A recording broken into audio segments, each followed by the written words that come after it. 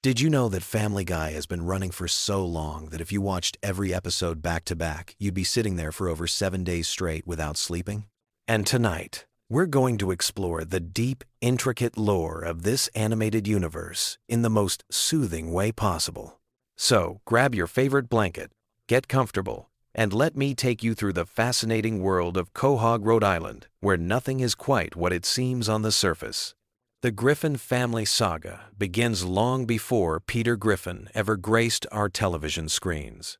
In the quiet suburban streets of Spooner Street, a complex web of relationships, histories, and mysteries has been weaving itself for decades. Tonight, we'll unravel these threads slowly and gently, allowing the rich tapestry of Family Guy's storytelling to wash over you like a warm, comfortable wave. Let's start our journey with the patriarch himself, Peter Griffin. Born in 1956, Peter's origin story is far more complex than his simple-minded exterior might suggest. His biological father, Mickey McFinnigan, was an Irish fighter pilot who had a brief romance with Peter's mother, Thelma Griffin, during World War II. This revelation, discovered much later in the series, adds layers to Peter's character that extend far beyond his love of beer and television. Growing up in Providence, Rhode Island, Peter's childhood was marked by the influence of his stepfather, Francis Griffin, a deeply religious man whose stern demeanor shaped much of Peter's rebellious adult personality. The tension between Peter's carefree nature and his stepfather's rigid expectations created psychological patterns that would follow him throughout his life, manifesting in his relationships with authority figures and his own parenting style. The Griffin family home at 31 Spooner Street holds secrets within its walls that span generations. Built in the 1940s, the house has witnessed decades of Quahog's evolution from a quiet fishing village to the bustling suburban community we know today.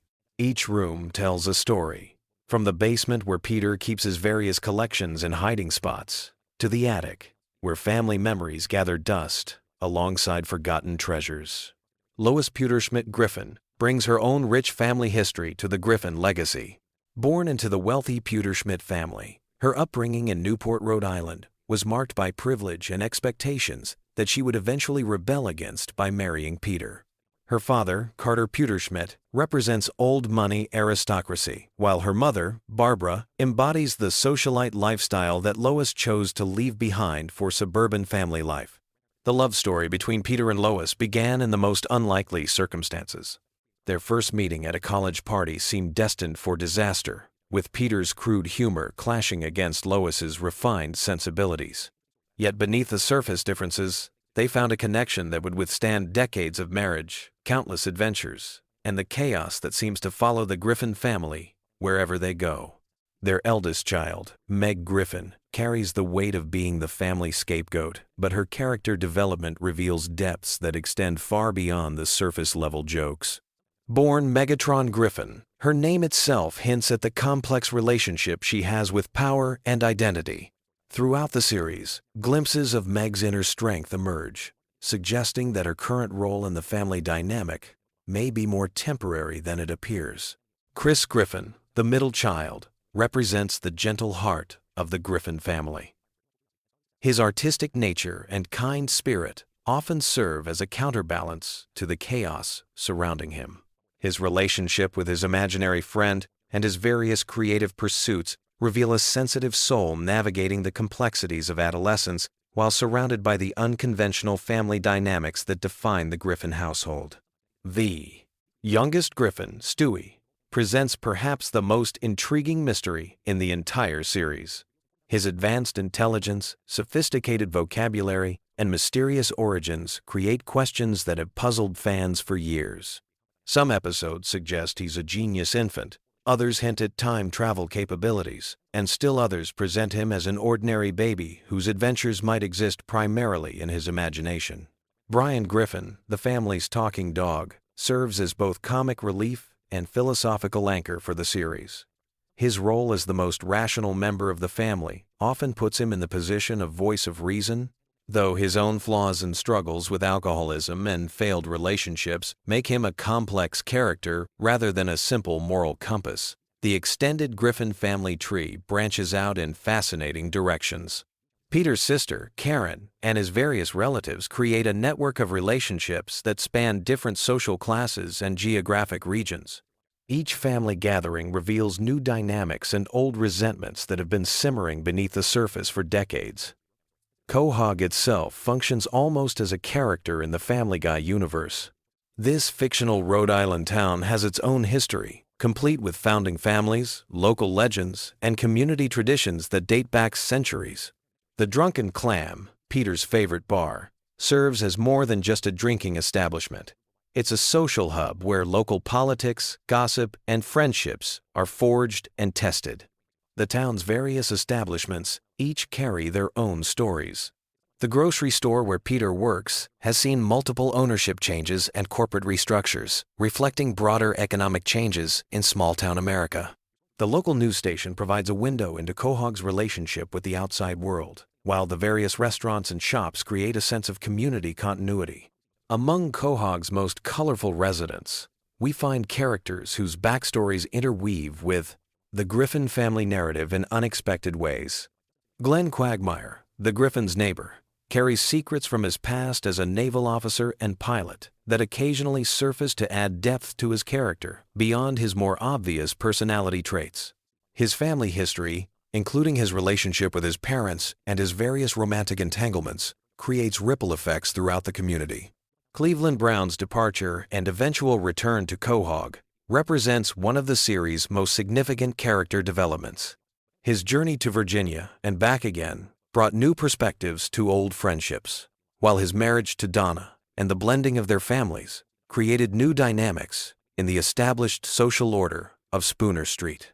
Joe Swanson's background as a police officer adds layers of law enforcement history to the neighborhood dynamic. His disability, acquired in the line of duty, represents both personal triumph and ongoing challenge, while his relationship with his wife Bonnie and their family creates another thread in the complex web of Spooner Street relationships. The recurring characters who populate Quahog each bring their own histories and motivations to the community. Mayor Adam West's eccentric leadership style masks a deeper commitment to his town, while his bizarre decisions often reveal unexpected wisdom. Dr. Hartman's medical practice serves the community despite his questionable competence, and his interactions with the Griffin family often provide insights into the town's healthcare system and social services. The series' approach to continuity creates interesting challenges for understanding Family Guy lore. Some episodes exist in their own bubble, while others build upon previous storylines or reference past events. This flexible approach to storytelling allows for both standalone adventures and deeper character development, creating a rich tapestry of experiences that can be appreciated on multiple levels. Religious and deeper, spiritual themes weave throughout Family Guy's narrative structure.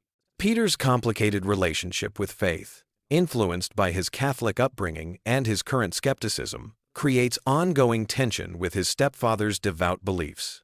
Lois's more moderate approach to spirituality provides balance, while the children navigate their own relationships with religious concepts and community expectations. The economic realities of the Griffin family life reflect broader American middle-class experiences. Peter's various jobs and career changes mirror the instability many families face in changing economic conditions, while Lois's occasional work outside the home represents the increasing necessity for dual-income households in suburban communities. Educational themes emerge through the children's school experiences at James Woods High School.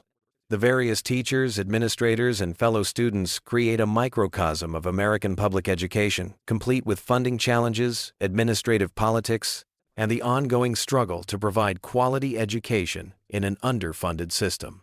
Transportation plays a significant role in Family Guy lore, from Peter's various vehicles to the family's travel adventures. Each mode of transportation represents different aspects of American mobility culture, from the freedom of car ownership to the challenges of public transportation and the dreams of exotic travel destinations. The series' treatment of technology evolution provides a unique window into changing American society. Early episodes reflect the technology available at the time, while later episodes incorporate smartphones, social media, and digital culture into the storylines, creating interesting contrasts in how the characters adapt to technological change. Food culture permeates Family Guy storytelling, from Peter's love of unhealthy cuisine to the family's dining experiences at various restaurants. These food-related storylines often reflect broader American attitudes toward nutrition, dining culture, and the role of food in family bonding and social interaction.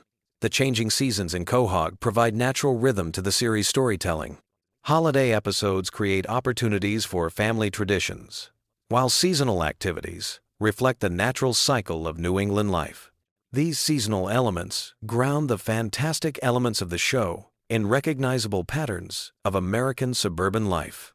As we reach the end of our gentle journey through Family Guy lore, it's worth noting that this animated universe continues to evolve and expand. New episodes add fresh layers to established characters, while introducing new elements to the community of Quahog.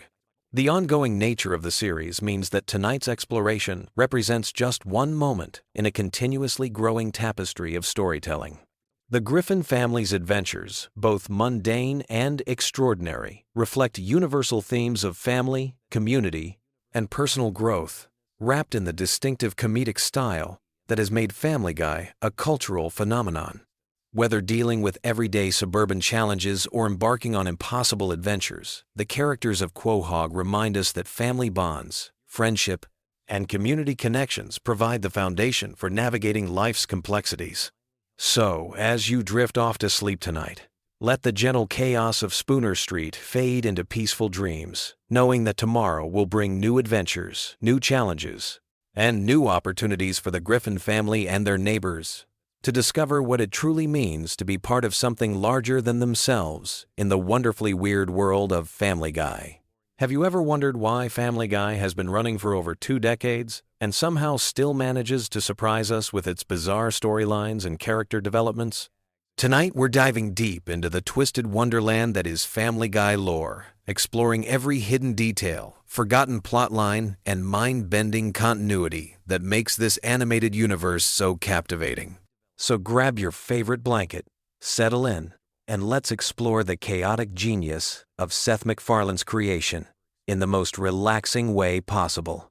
Family Guy first premiered in 1999, introducing us to the Griffin family in the fictional town of Quahog, Rhode Island. But what makes this show truly fascinating isn't just its crude humor or celebrity parodies.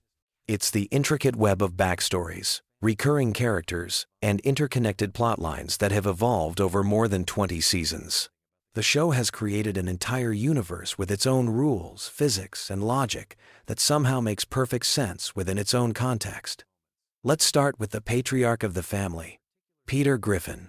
On the surface, he appears to be just another bumbling cartoon dad, but his character has layers upon layers of complexity that have been revealed over the years. Peter works at the Pawtucket Patriot Brewery, a job he's held for most of the series despite his obvious incompetence. The brewery itself has become a character in the show, with its own history and significance to the town of Quahog. We've learned that the brewery was founded by Francis Griffin, Peter's father, who had a complicated relationship with his son that influenced much of Peter's behavior and worldview. Peter's ancestry is surprisingly diverse and complex. Throughout the series, we've discovered that he has Irish, German, and even extraterrestrial lineage.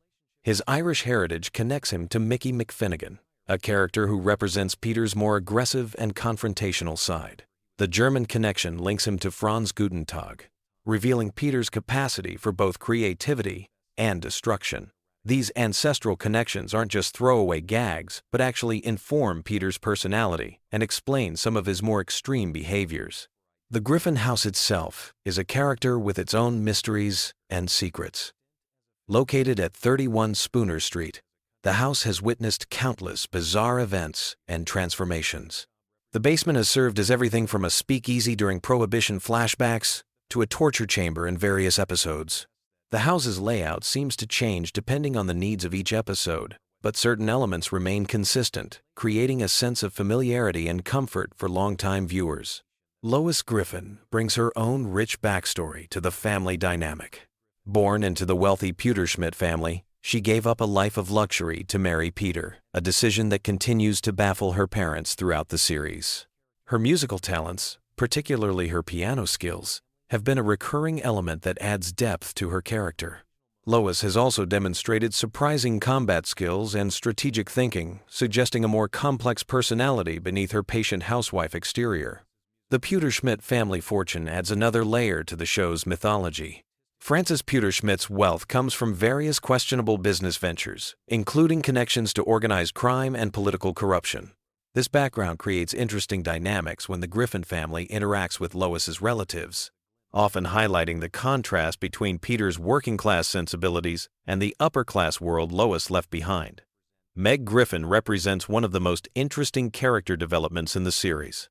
Initially portrayed as a typical teenage daughter, Meg has evolved into something much more complex. Her treatment by the family serves multiple narrative purposes, from comic relief to social commentary. But beneath the surface abuse lies a character with remarkable resilience and hidden depths. Meg has demonstrated extraordinary survival skills, leadership abilities, and even psychopathic tendencies that suggest she may be the most dangerous member of the Griffin family. The show has explored Meg's potential futures in various episodes, showing her as everything from a successful businesswoman to a hardened criminal. These glimpses into alternate timelines reveal that Meg's current situation may be holding back someone with tremendous potential for both good and evil. Her relationship with her family, particularly her father, reflects broader themes about family dynamics and the impact of emotional abuse on personal development. Chris Griffin embodies the innocent chaos that runs through the Griffin family DNA. His artistic talents and creative imagination often serve as windows into the show's more surreal elements. Chris's drawings and stories frequently predict or parallel the main plotlines, suggesting he may have some form of prescient abilities. His relationship with his imaginary friend and various supernatural encounters hint at a deeper connection to the mystical elements that occasionally surface in the show. The youngest Griffin, Stewie, presents perhaps the most complex character in the entire series. His intelligence fluctuates dramatically depending on the needs of each episode, but his core personality remains consistently fascinating. Stewie's relationship with time travel has become central to the show's mythology, allowing for exploration of alternate timelines and potential futures. His scientific genius enables him to create impossible inventions that somehow function within the show's universe. Stewie's sexuality has been handled with surprising nuance throughout the series. Rather than making definitive statements, the show has allowed his character to evolve naturally, exploring themes of identity and self-discovery in ways that feel authentic despite the absurd context. His relationships with other characters, particularly Brian and Chris, reveal different aspects of his personality and emotional development. Brian Griffin occupies a unique position as both pet and family member. His intellectual pretensions and political opinions often serve as a voice of reason within the chaotic Griffin household, though his own flaws and hypocrisies are regularly exposed.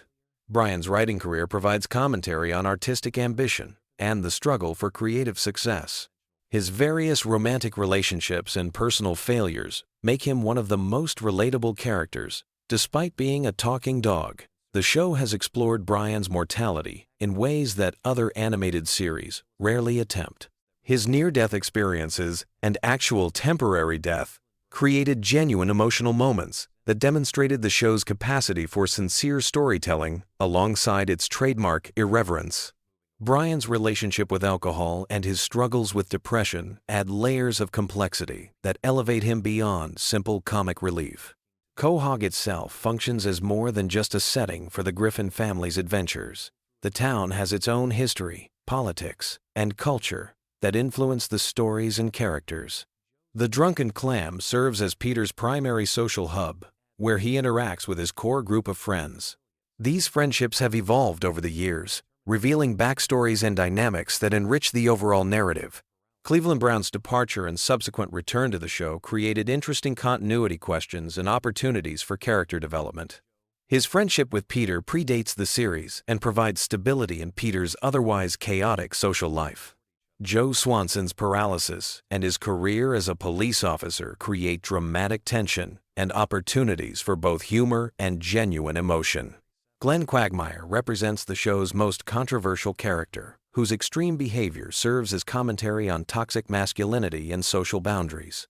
The recurring, Villains and antagonists in Family Guy create ongoing narrative threads that connect episodes across seasons. Ernie the Giant Chicken represents Peter's capacity for holding grudges and his tendency toward extreme responses to minor slights. Their elaborate fight sequences have become legendary within the show's mythology, each one topping the previous encounter in terms of scope and destruction. The evil monkey in Chris's closet evolved from a simple sight gag into a character with his own motivations and backstory.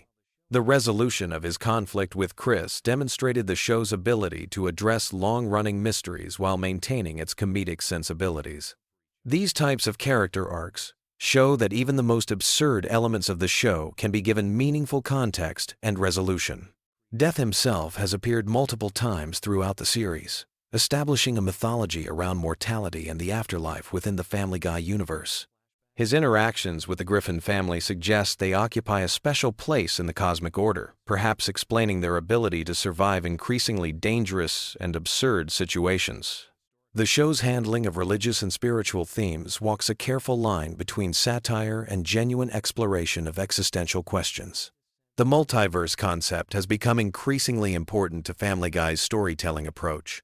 Episodes featuring alternate versions of the characters allow for exploration of different possibilities and character development paths. These alternate realities often reveal core truths about the main characters by showing how they might behave under different circumstances.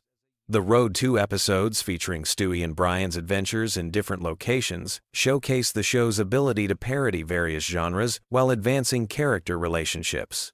These episodes often feature higher production values and more sophisticated storytelling techniques, demonstrating the creative team's range and ambition.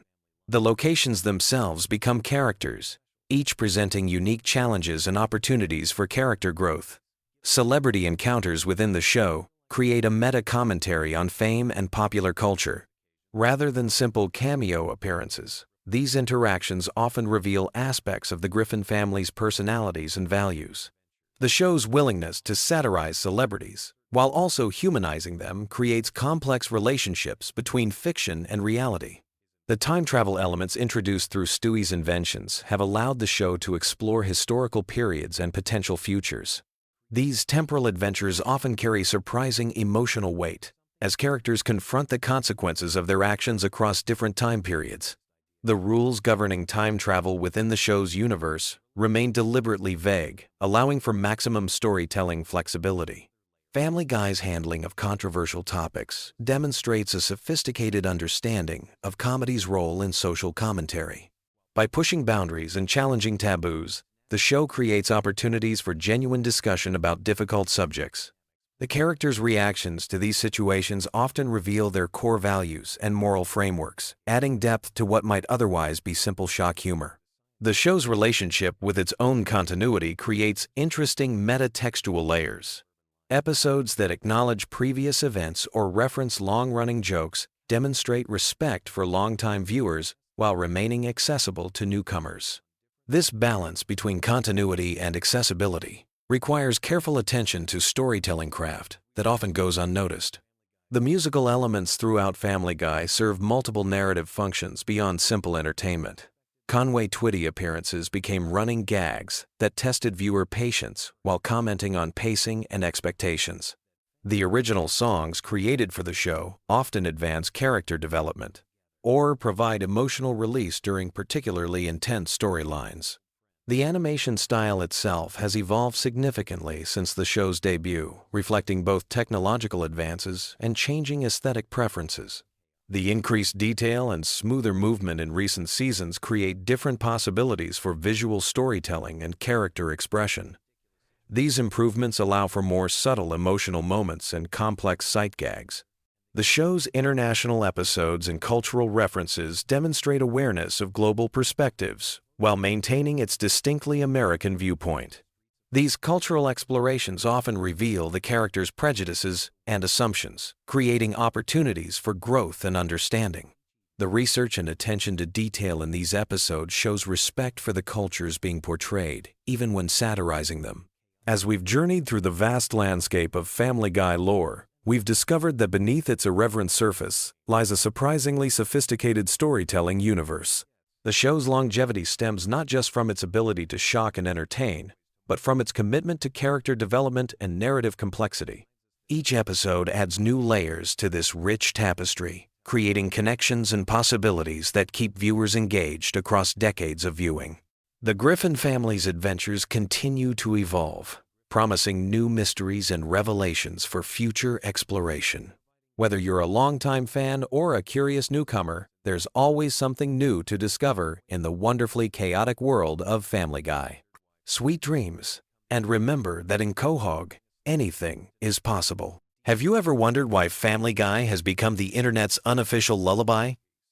Tonight, we're diving deep into the bizarre, chaotic, and surprisingly comforting world of Quahog, Rhode Island, where nothing makes sense, and somehow that's exactly what our brains need to drift off to sleep. From Peter's ridiculous schemes to Stewie's world domination plots, we'll explore every corner of the Griffin family universe that has helped millions fall asleep over the past 2 decades. But first, let me ask you something. When was the last time you actually paid attention to a Family Guy episode from start to finish? If you're like most people, you probably can't remember, because this show has transcended traditional viewing. It's become background noise, comfort food for your ears, a familiar chaos that somehow brings peace to restless minds across the globe. The phenomenon of falling asleep to Family Guy isn't just coincidence. There's actually a psychological explanation for why this particular animated sitcom has become the go-to choice for nighttime viewing. The show operates on what I call controlled chaos.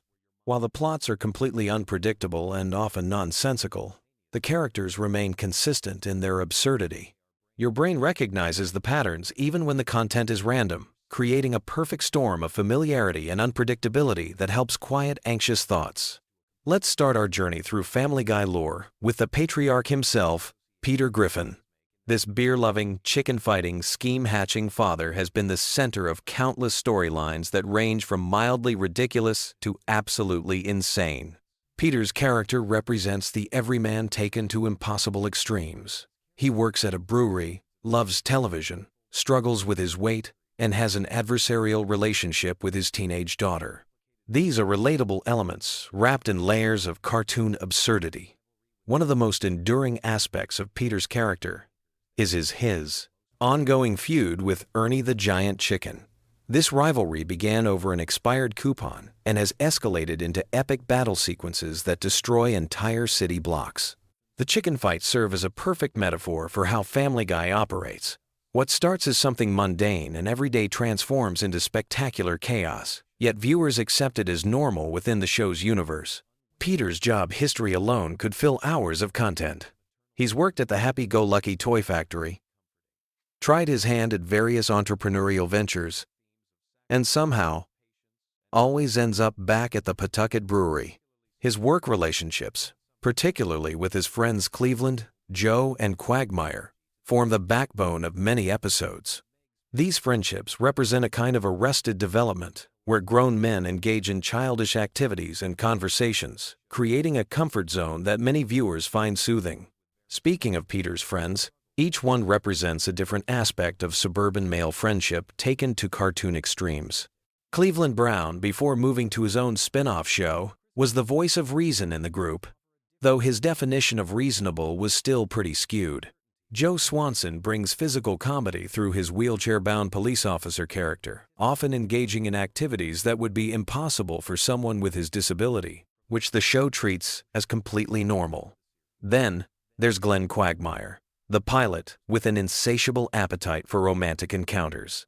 Quagmire's character serves as the show's id, expressing desires and behaviors that are completely inappropriate, but delivered in such an over-the-top manner that they become cartoon villainy rather than realistic threats. His famous giggity giggity catchphrase has become part of internet culture, often used ironically to reference something vaguely suggestive. The Griffin household itself is a character in the show. This typical suburban home has been destroyed and rebuilt countless times, serving as the stage for domestic chaos that somehow always resets to normal by the next episode. The living room, with its familiar brown couch and television, has become an iconic setting that viewers associate with comfort and routine. Lois Griffin represents the long-suffering wife archetype, but with layers of complexity that unfold over multiple seasons. Her wealthy background, her brief career as a model, and her occasional outbursts of violence create a character who's both nurturing and dangerous. Lois serves as the family's moral center, though her morality is often compromised by the show's need for comedy. Her relationship with Peter showcases a marriage that defies all logic, yet somehow works within the show's universe. The Griffin children each represent different aspects of growing up in modern America, filtered through the show's twisted lens. Meg Griffin, the teenage daughter, exists primarily as the family's punching bag. Her character represents every awkward teenager's worst fears amplified to ridiculous proportions. The family's treatment of Meg borders on cruel, yet it's presented in such an exaggerated manner that it becomes absurdist comedy rather than realistic family dysfunction. Chris Griffin, the teenage son, embodies adolescent confusion and hormones. His character often serves as Peter's mini-me, inheriting his father's capacity for poor decision-making while maintaining a certain innocent charm. Chris's storylines often explore themes of identity, attraction, and the awkwardness of growing up, but always through the show's comedic filter. But perhaps no character has captured audiences' imagination quite like Stewie Griffin, the infant with the British accent and dreams of world domination. Stewie represents pure ambition, untempered by experience or wisdom. His elaborate schemes for taking over the world, or eliminating his mother, provide endless entertainment, while also serving as commentary on human nature's darker impulses. Stewie's relationship with Brian the dog creates some of the show's most compelling storylines. Their friendship transcends species and age, representing an idealized relationship between two intelligent beings who understand each other completely. Brian serves as Stewie's confidant, partner in crime, and occasionally his voice of reason, though Brian's own flaws often make him an unreliable moral guide. Brian Griffin deserves special attention as perhaps the most complex character in the Family Guy universe. As an anthropomorphic dog who walks upright, drives a car, and engages in adult relationships, Brian represents the show's complete abandonment of logical consistency. He's a failed novelist, a liberal activist, and an alcoholic, creating a character who embodies both aspiration and failure. The show's use of cutaway gags has become its signature storytelling device. These random flashbacks, fantasy sequences, and non-sequitur moments serve multiple purposes. They allow the writers to explore any topic or reference any piece of pop culture without worrying about narrative consistency. For viewers trying to fall asleep, these cutaways create a dreamlike quality where anything can happen, and often does. Family Guy's relationship with pop culture is both parasitic and symbiotic. The show references everything from obscure television commercials to major historical events, creating a shared cultural experience for viewers. These references serve as comfort food for the brain, triggering recognition and nostalgia even when the context is completely absurd. The show's treatment of time and continuity is particularly noteworthy for sleep viewing. Characters can die and return to life, major life changes can be reversed without explanation, and the family's economic situation fluctuates wildly from episode to episode. This lack of consequences creates a consequence-free environment, where viewers don't need to worry about long-term character development or ongoing plot threads. Seth MacFarlane's voice work deserves recognition for contributing to the show's sleep-friendly qualities. His performance as multiple characters creates a consistent vocal landscape that becomes familiar and comforting over time. The way he delivers Peter's lines, Stewie's sophisticated vocabulary, and Brian's neurotic observations creates distinct character voices while maintaining an underlying consistency that helps viewers relax. The show's approach to controversial topics through cartoon abstraction makes it perfect for background viewing.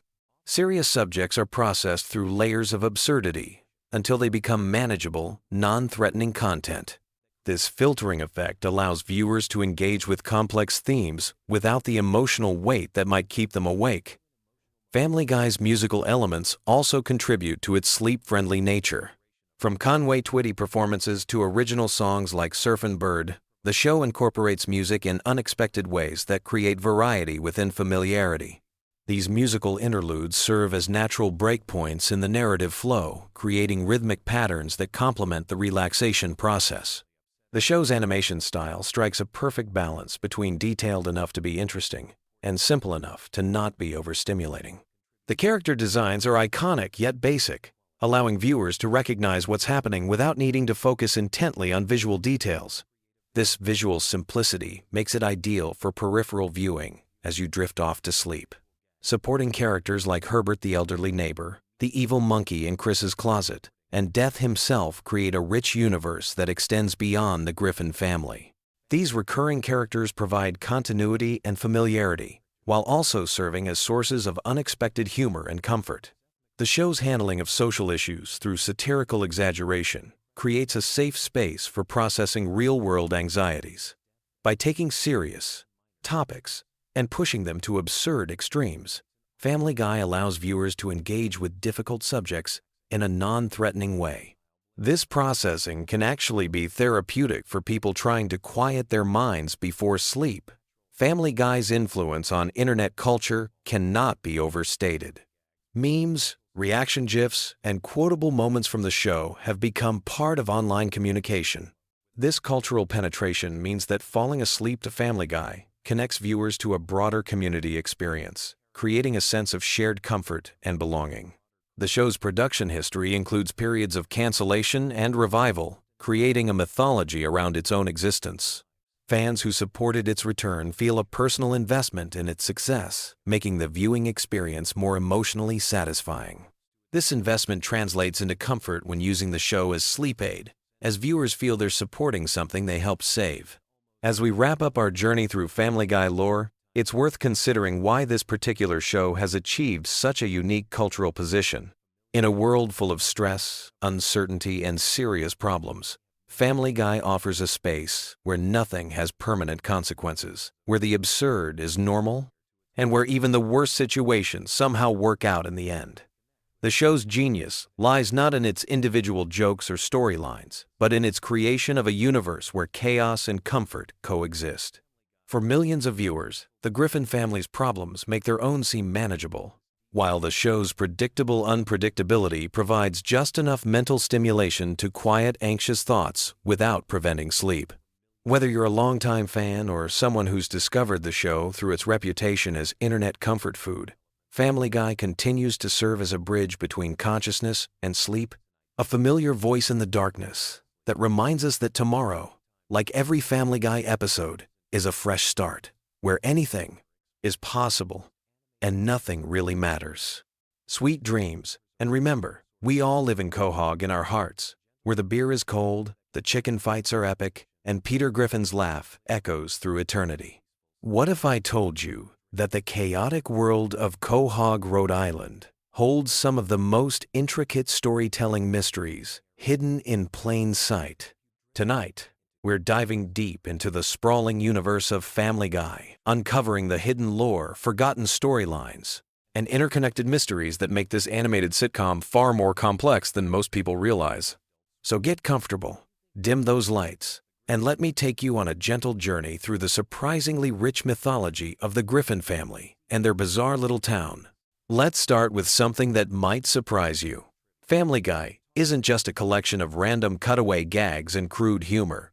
Beneath all the chaos lies a carefully constructed universe with its own internal logic, recurring themes, and surprisingly deep character development that spans over 2 decades of storytelling. The show has created an entire ecosystem of characters, locations, and running narratives that interweave in ways that become apparent only when you step back and look at the bigger picture. Consider the Griffin family home itself. That modest 2-story house at 31 Spooner Street has witnessed countless adventures, but it's also a character in its own right.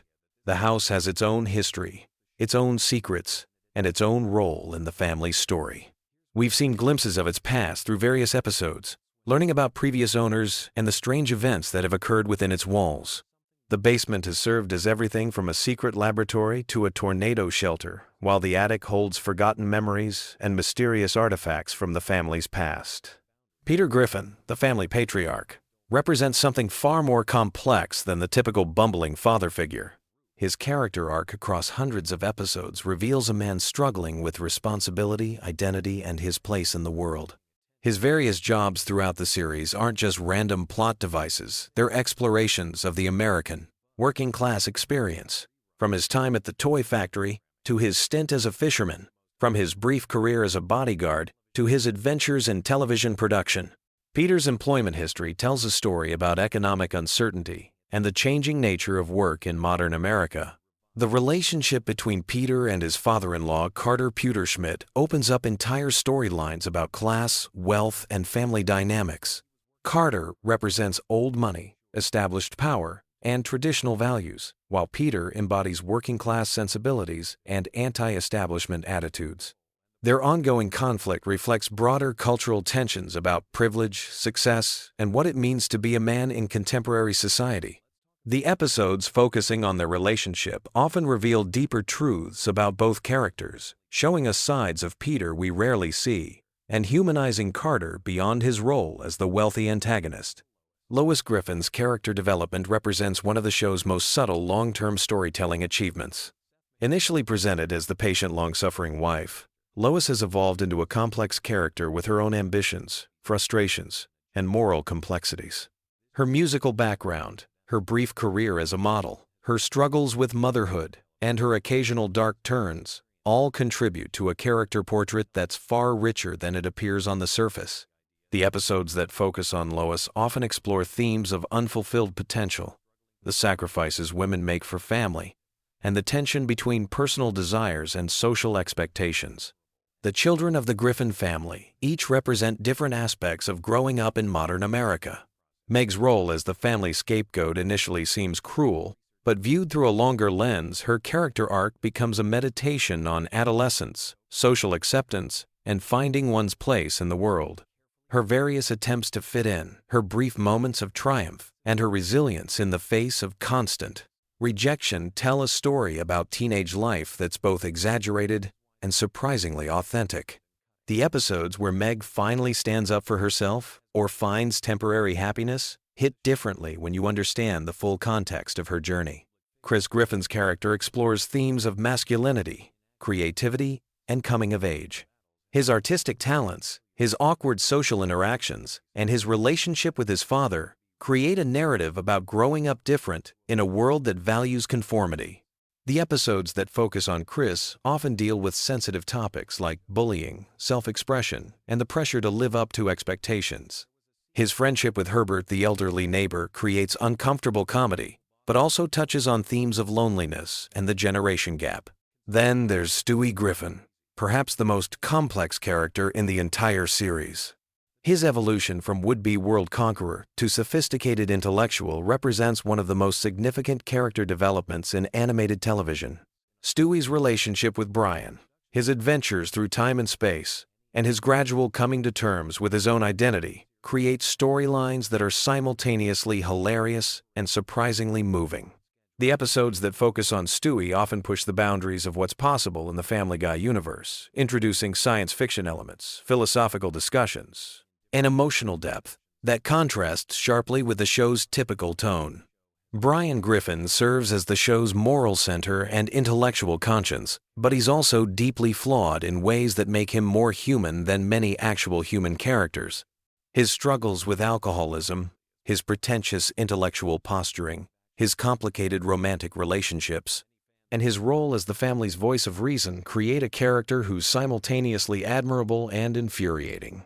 The episodes that explore Brian's background, his relationship with his own identity as a talking dog, and his place in human society often serve as vehicles for social commentary and philosophical exploration.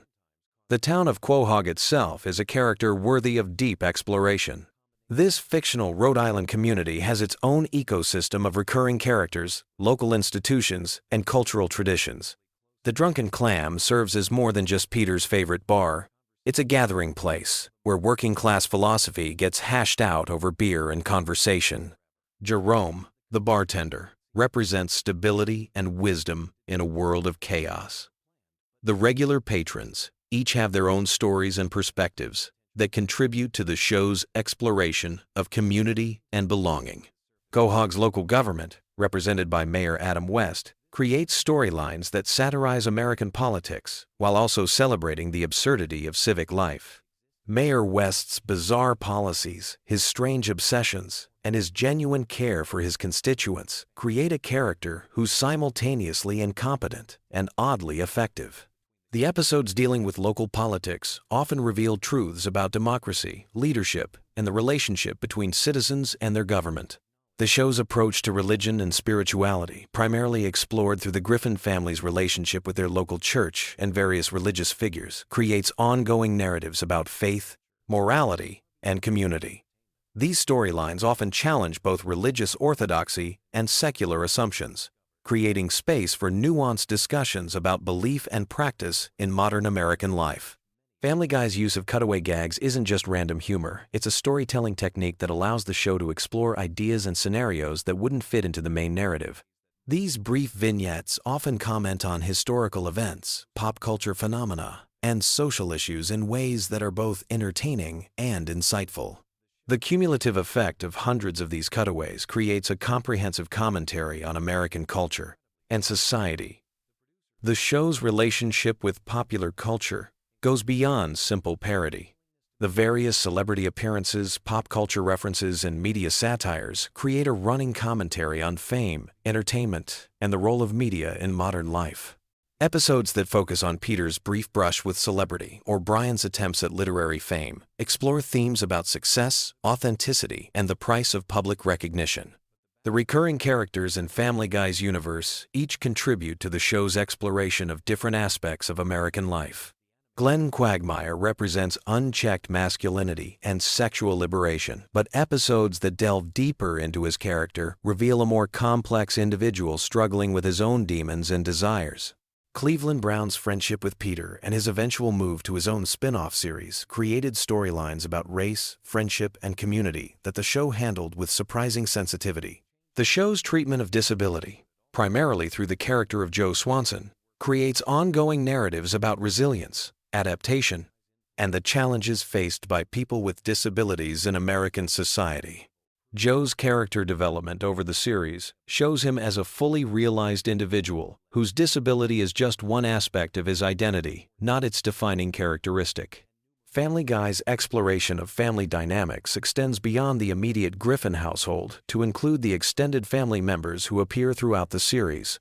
Peter's relationship with his father Mickey, Lois's complex feelings about her parents, and the various relatives who drift in and out of episodes create a broader picture of how families function, dysfunction, and evolve over time. The show's handling of death and mortality, from the controversial killing and resurrection of Brian to the various deaths of minor characters throughout the series, creates ongoing meditations on loss, grief, and the meaning of life. These episodes often reveal the deep emotional connections between characters that might not be apparent in more comedic episodes. The science fiction elements that creep into Family Guy through Stewie's inventions and time travel adventures create opportunities for the show to explore philosophical questions about destiny, free will, and the nature of reality. The episodes dealing with alternate timelines and parallel universes suggest that the Family Guy universe is far more complex and interconnected than it initially appears. The show's treatment of education, primarily through the various school episodes and Chris and Meg's academic experiences, creates commentary on the American educational system, social hierarchies among young people, and the challenges of growing up in contemporary society. These storylines often reveal the ways that institutional structures both support and fail young people. Family Guy's exploration of work and economic life through Peter's various jobs and the family's financial struggles creates ongoing commentary about class, opportunity, and the American dream. The episodes that focus on economic hardship often reveal the ways that financial stress affects family relationships and individual well-being. The show's approach to mental health, explored through various characters' psychological struggles and Brian's role as unofficial family therapist, creates space for discussions about depression, anxiety, and the importance of mental health care. These storylines often handle serious topics with both humor and genuine sensitivity. As we wrap up this journey through the hidden depths of Family Guy's universe, It's worth noting that this exploration only scratches the surface of the rich storytelling possibilities contained within this seemingly simple animated comedy. The show's ability to balance crude humor with genuine emotional depth, social commentary with pure entertainment, and chaos with carefully constructed narrative arcs makes it a unique achievement in television comedy.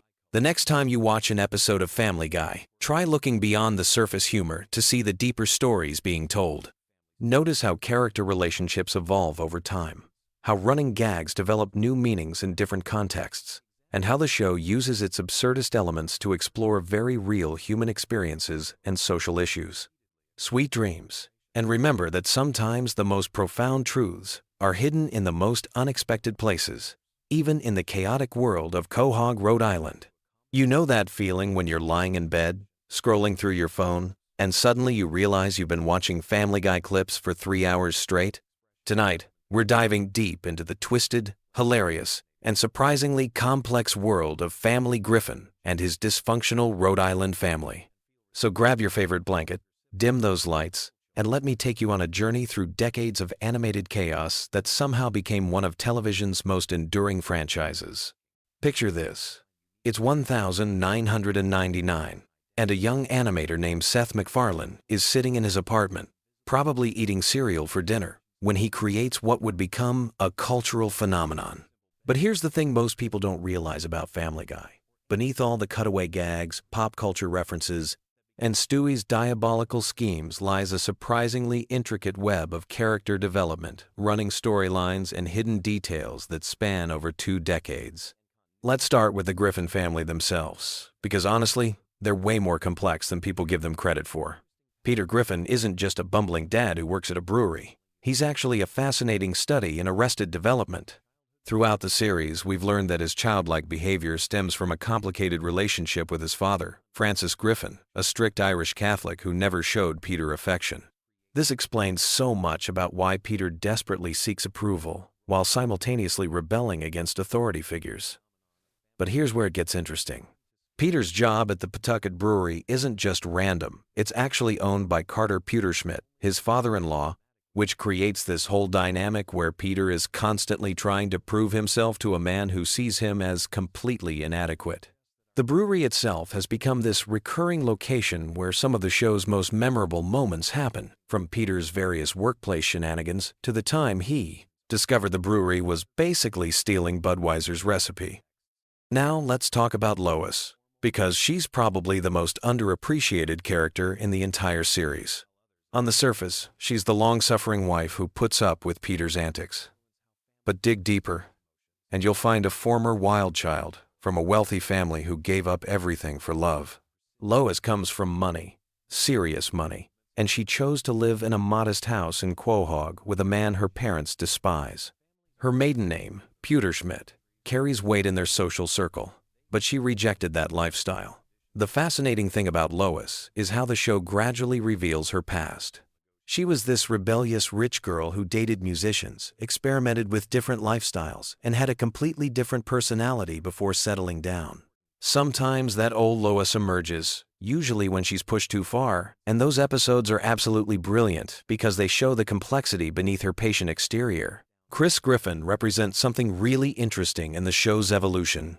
Initially, he was just the awkward teenage son, but over time, the writers developed him into this surprisingly deep character dealing with typical teenage issues, amplified by his family's dysfunction.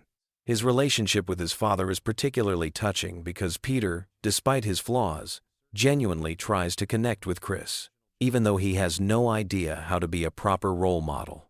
What makes Chris compelling is how he's actually the most emotionally intelligent member of the family. He sees through his parents' problems, understands his sister's struggles, and often serves as the voice of reason, even though he's still figuring out his own identity. His various crushes, friendships, and coming-of-age moments provide some of the show's most genuine emotional beats. Meg Griffin. Oh, poor Meg. She's become this cultural touchstone for teenage awkwardness. But there's something genuinely tragic about her character that goes beyond the surface-level jokes. The constant rejection and abuse she faces from her family would destroy most people, but Meg keeps trying. She keeps hoping for acceptance, keeps pursuing her dreams, keeps believing that maybe tomorrow will be different. The really dark aspect of Meg's story is how the family uses her as their collective punching bag to avoid dealing with their own problems. When Peter and Lois are having marriage troubles, they unite in mocking Meg. When Chris feels insecure, he puts down Meg. It's this twisted family dynamic where she serves as the lightning rod for everyone else's dysfunction. But here's what's brilliant about the show's treatment of Meg. Occasionally, they give her episodes where she fights back or finds genuine happiness, and those moments hit differently because we've watched her suffer for so long. When she stands up to her family or finds someone who appreciates her, it feels earned in a way that's surprisingly powerful for a comedy show. Then there's Stewie, the baby genius with unclear sexual orientation and a British accent that nobody questions. Stewie's character has gone through the most dramatic evolution of anyone in the show.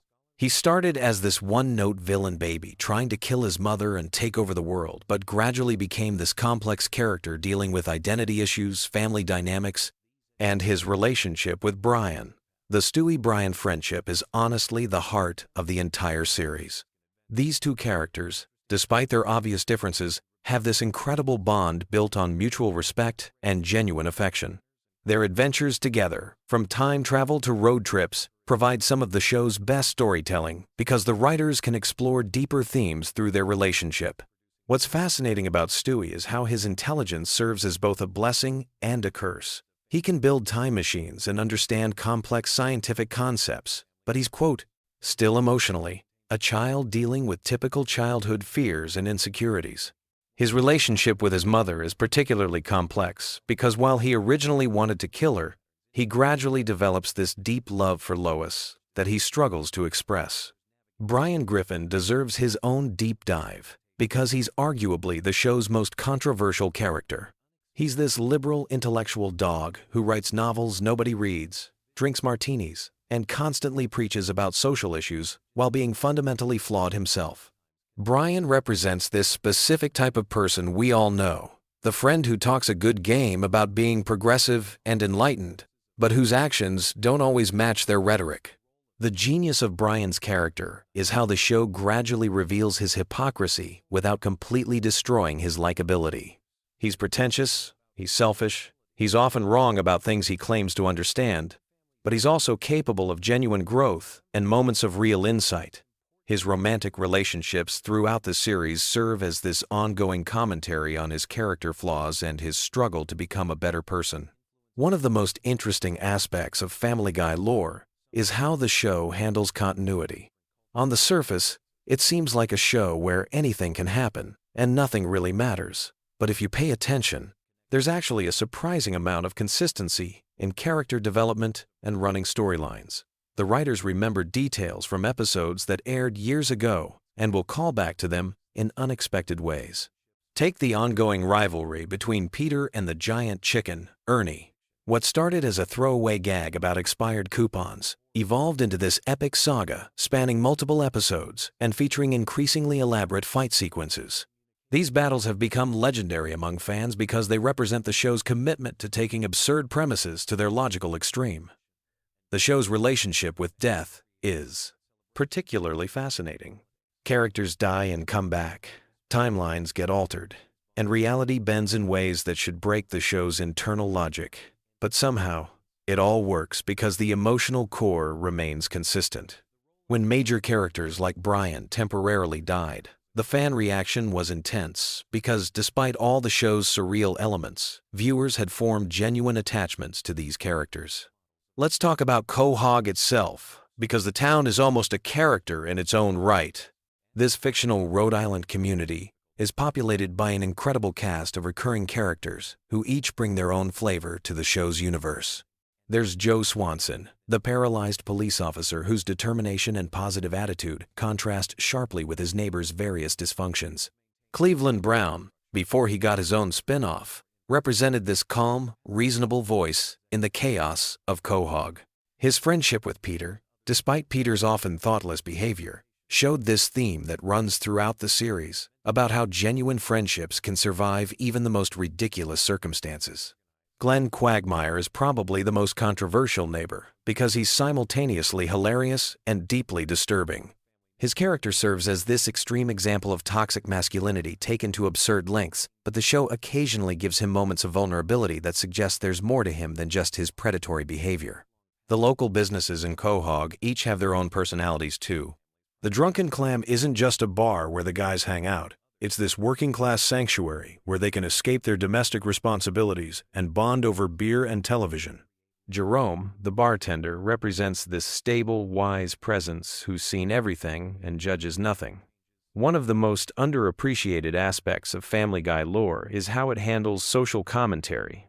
Yes, the show is often criticized for pushing boundaries, but if you look closely, there's actually a consistent moral framework underlying most episodes. The show frequently punishes characters for their bad behavior, even if those consequences don't carry over to future episodes. Peter's schemes usually backfire spectacularly, teaching him lessons he immediately forgets. Stewie's attempts at manipulation often result in him learning something about empathy or human connection. Brian's pretensions are regularly deflated by reality. The show has this way of exploring serious topics through absurd scenarios that somehow makes the underlying messages more palatable. The cutaway gags, which are probably the show's most recognizable feature, serve a purpose beyond just getting laughs. They provide breathing room in episodes, allow for pop culture commentary, and give the writers freedom to explore ideas that wouldn't fit into the main storyline.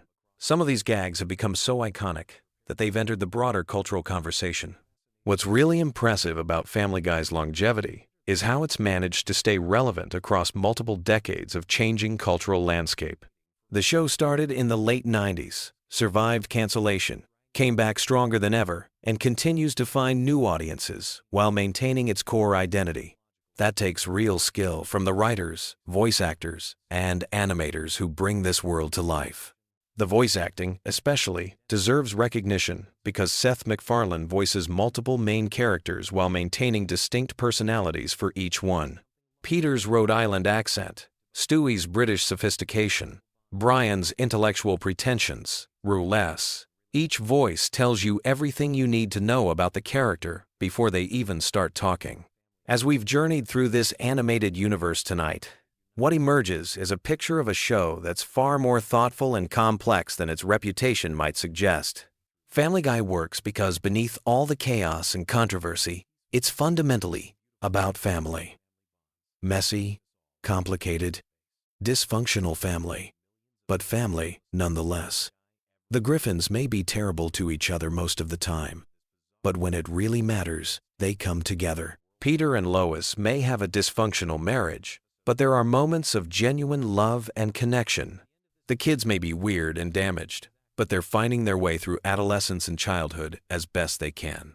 Maybe that's why Family Guy has endured for so long, and why we keep coming back to Quahog night after night. In a world that often feels chaotic and unpredictable, there's something comforting about a fictional family that's even more messed up than we are, but somehow keeps going anyway. So as you drift off to sleep tonight, remember that somewhere in Rhode Island, Peter Griffin is probably doing something incredibly stupid, Lois is wondering how her life got to this point, and Stewie is plotting world domination while secretly just wanting someone to read him a bedtime story. Sweet dreams, and thanks for joining me in the wonderfully weird world of Family Guy. What if I told you that underneath all the random cutaway gags and crude humor, Family Guy has been building one of the most intricate and bizarre mythologies in television history? Tonight, we're diving deep into the hidden lore that connects everything from Stewie's time travel adventures to the cosmic horror lurking beneath Quahog's seemingly normal surface. Get comfortable, because this journey through the Griffin family's secret universe is going to be a wild ride that might just change how you see every episode forever. Let's start with something that seems innocent enough, but opens up an entire rabbit hole of implications. Have you ever noticed that Stewie Griffin isn't just a baby with advanced intelligence? He's actually a being that exists outside the normal flow of time itself. Throughout the series, we've seen him build time machines, travel to alternate dimensions, and even meet future versions of himself. But here's where it gets interesting. In several episodes, Stewie demonstrates knowledge of events that haven't happened yet, and sometimes he seems to be aware that he's in a television show. This isn't just random comedy writing. There's a consistent pattern that suggests Stewie might be some kind of temporal entity that chose to inhabit the body of a baby for reasons we're only beginning to understand. Think about it. He's built multiple time machines from scratch using household items. He's created clones, developed advanced weaponry, and even constructed interdimensional portals. No normal baby, no matter how intelligent, could accomplish these things without some kind of supernatural assistance or inherent cosmic power. The evidence becomes even more compelling when you consider his relationship with Brian. Unlike other family members who seem to understand Stewie only sporadically, Brian consistently communicates with him on an adult level. But Brian isn't just any dog. He's a talking dog who drives cars, writes novels, and has existential crises about the nature of reality. The fact that these two characters can communicate perfectly suggests they might both be operating on a different plane of existence than the rest of the family. Speaking of Brian, let's explore his own mysterious origins. He was found as a stray by the Griffin family, but his background remains largely unexplained. He drinks alcohol, smokes cigarettes, and engages in romantic relationships with humans. In several episodes, we've seen him question his own nature and struggle with the absurdity of being a talking dog in a world where most animals don't speak. This existential awareness might be the key to understanding his true nature. There's a theory that Brian represents a bridge between the normal world and the supernatural elements that permeate Quahog. He's intelligent enough to recognize the strangeness around him, but trapped in a form that prevents him from fully participating in human society. His conversations with Stewie often touch on philosophical and scientific concepts that suggest both characters are aware of deeper truths about their reality. Now let's talk about Peter Griffin himself, because beneath his bumbling exterior lies something far more complex. Peter has survived explosions, falls from incredible heights, and injuries that should have killed him dozens of times over. He's also demonstrated superhuman strength in various episodes, lifting cars and fighting characters with obvious supernatural abilities. But more importantly, Peter seems to be a nexus point for the weird events that happen in Quahog. Everywhere Peter goes, reality seems to bend slightly. Characters break into musical numbers for no reason. People appear and disappear without explanation. The laws of physics become suggestions rather than rules. It's as if Peter's presence weakens the barriers between the normal world and something much stranger. This could explain why the Griffin family attracts so many bizarre situations and supernatural encounters. Consider the episode where Peter gains psychic powers, or the times he's been visited by supernatural entities. These aren't isolated incidents, but part of a larger pattern that suggests Peter might be unknowingly channeling some kind of cosmic energy.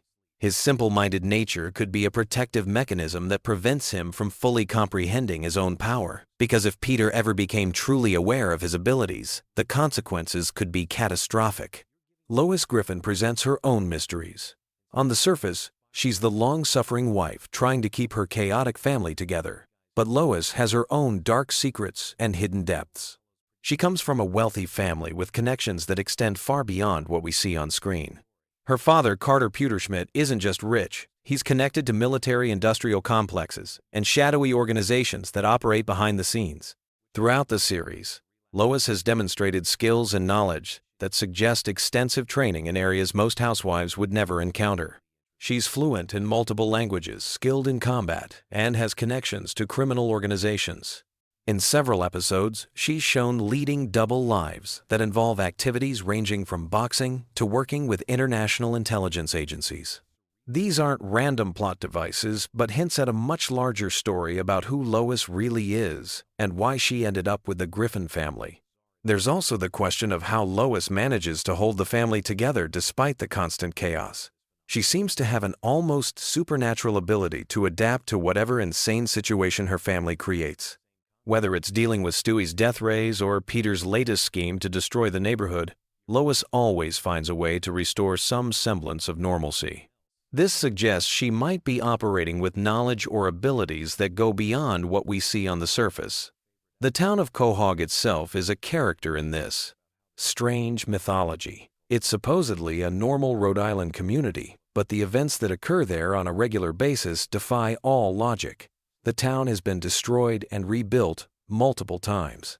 Its residents include everything from former Nazis to aliens to interdimensional beings. The mayor is a corrupt official who openly admits to criminal activities, yet somehow the town continues to function. What's really interesting is how quickly the residents of Quahog accept supernatural events. When a chicken fights Peter through half the town, destroying buildings and causing massive property damage, everyone just goes back to their normal lives afterward.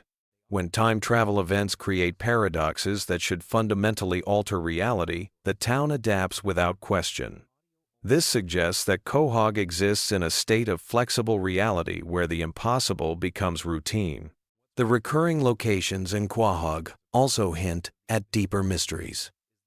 The Drunken Clam isn't just a bar.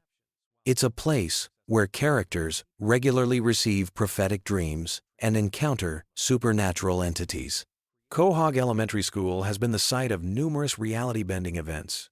Even the Griffin house itself seems to exist partially outside normal space and time, with rooms that appear and disappear and basement areas that extend far beyond what the exterior structures should allow. Let's dive deeper into the show's treatment of death and resurrection, because Family Guy has a very loose relationship with mortality that suggests something profound about the nature of its reality.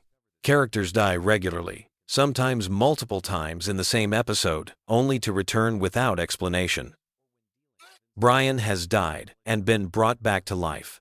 Kenny McCormick from South Park has appeared in Family Guy, bringing his own resurrection mythology with him. This casual treatment of death isn't just a comedy device.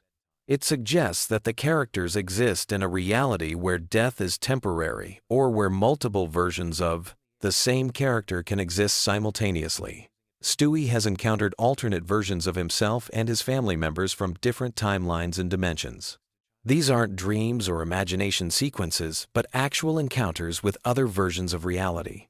The implications of this go far beyond simple comedy. If characters can die and return, if alternate versions of themselves exist in parallel dimensions, then the entire show might be taking place across multiple realities simultaneously. Each episode could be showing us events from different timelines or dimensions where slightly different versions of the characters exist. This would explain the show's inconsistent continuity and the way characters sometimes seem to forget major events from previous episodes. They're not forgetting, they're simply different versions of themselves who never experienced those events. The show isn't ignoring its own history. It's showing us glimpses of an infinite multiverse where every possible variation of the Griffin family's story plays out simultaneously. The religious and mythological elements in Family Guy also contribute to this deeper lore. The show has featured appearances by God, Jesus, the devil, and various other religious figures. These aren't parody versions, but actual supernatural entities who interact with the characters and influence events in Quahog. This suggests that the show's reality operates under a cosmology where divine and infernal forces are real and active. More intriguingly, these supernatural entities often seem to have specific interest in the Griffin family. God has personally intervened in their lives multiple times. Death himself has appeared as a character and formed relationships with family members. This level of cosmic attention suggests that the Griffins aren't just random people, but individuals who play important roles in some larger supernatural conflict or cosmic plan. The show's frequent use of cutaway gags might also be more than just random humor. These sequences often show Peter or other characters in completely different time periods, locations, or situations. What if these aren't imaginary scenarios, but glimpses of other realities where versions of these characters actually exist? The cutaway structure could be the show's way of revealing the multiverse that underlies its narrative. This interpretation would mean that every absurd cutaway gag is actually a window into an alternate dimension. Peter as a knight in medieval times isn't just a joke, it's a glimpse of a reality where a version of Peter actually lived during that era.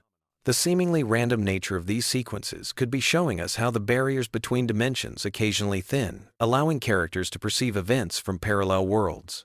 Cleveland Brown's spin-off show and eventual return to Family Guy takes on new significance in this context.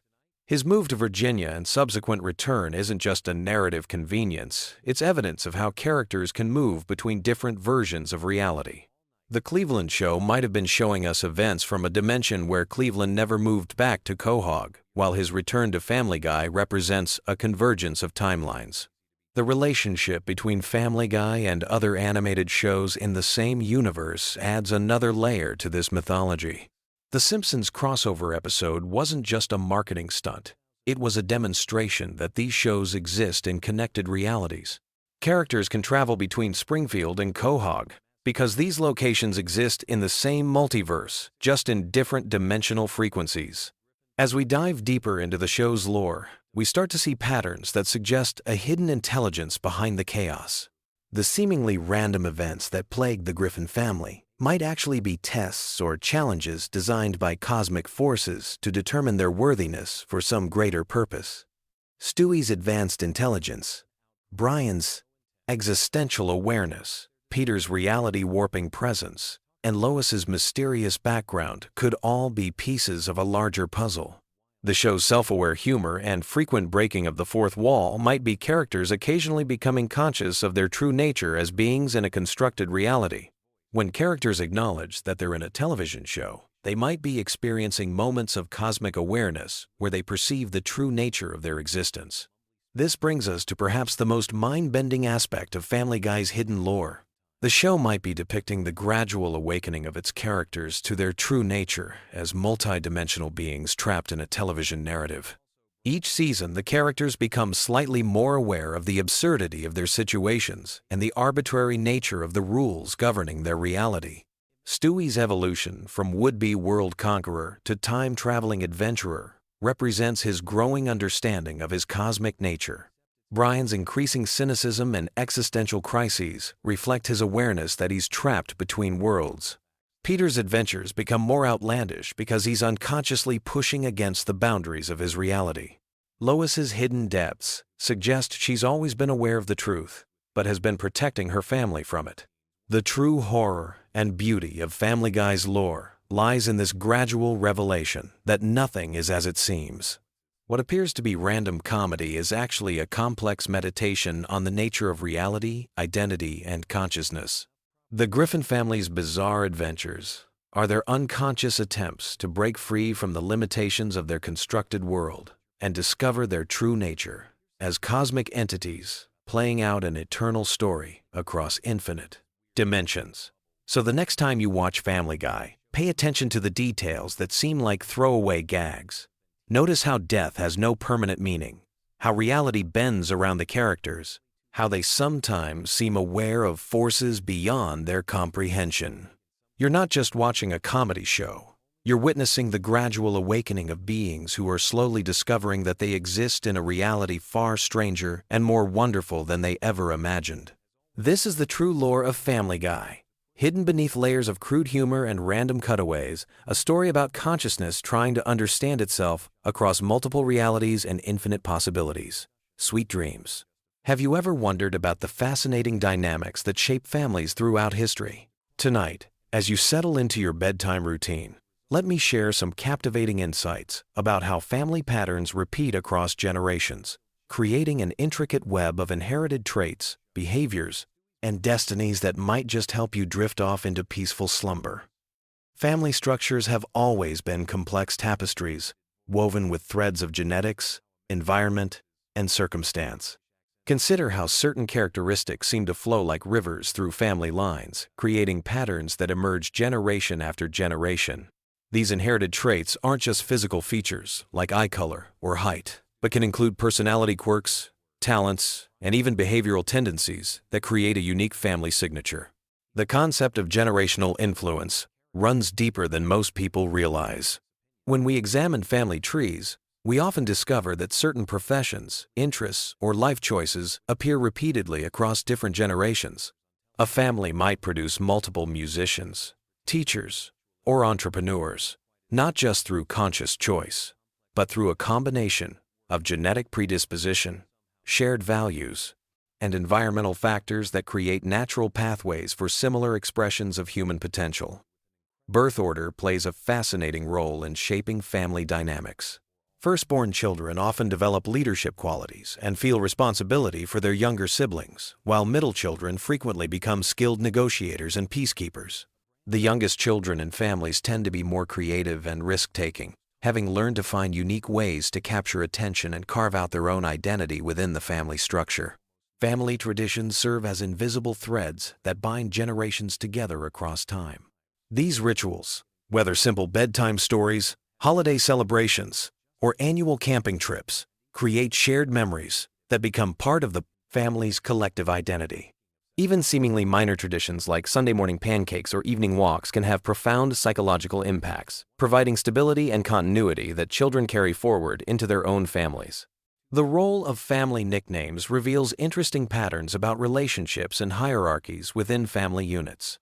Often, these pet names originate from childhood moments or personality traits, but they can persist for decades, sometimes becoming more commonly used than actual given names. These linguistic markers create intimate bonds, while also establishing informal family roles and expectations. Consider the phenomenon of family talents that seem to skip generations.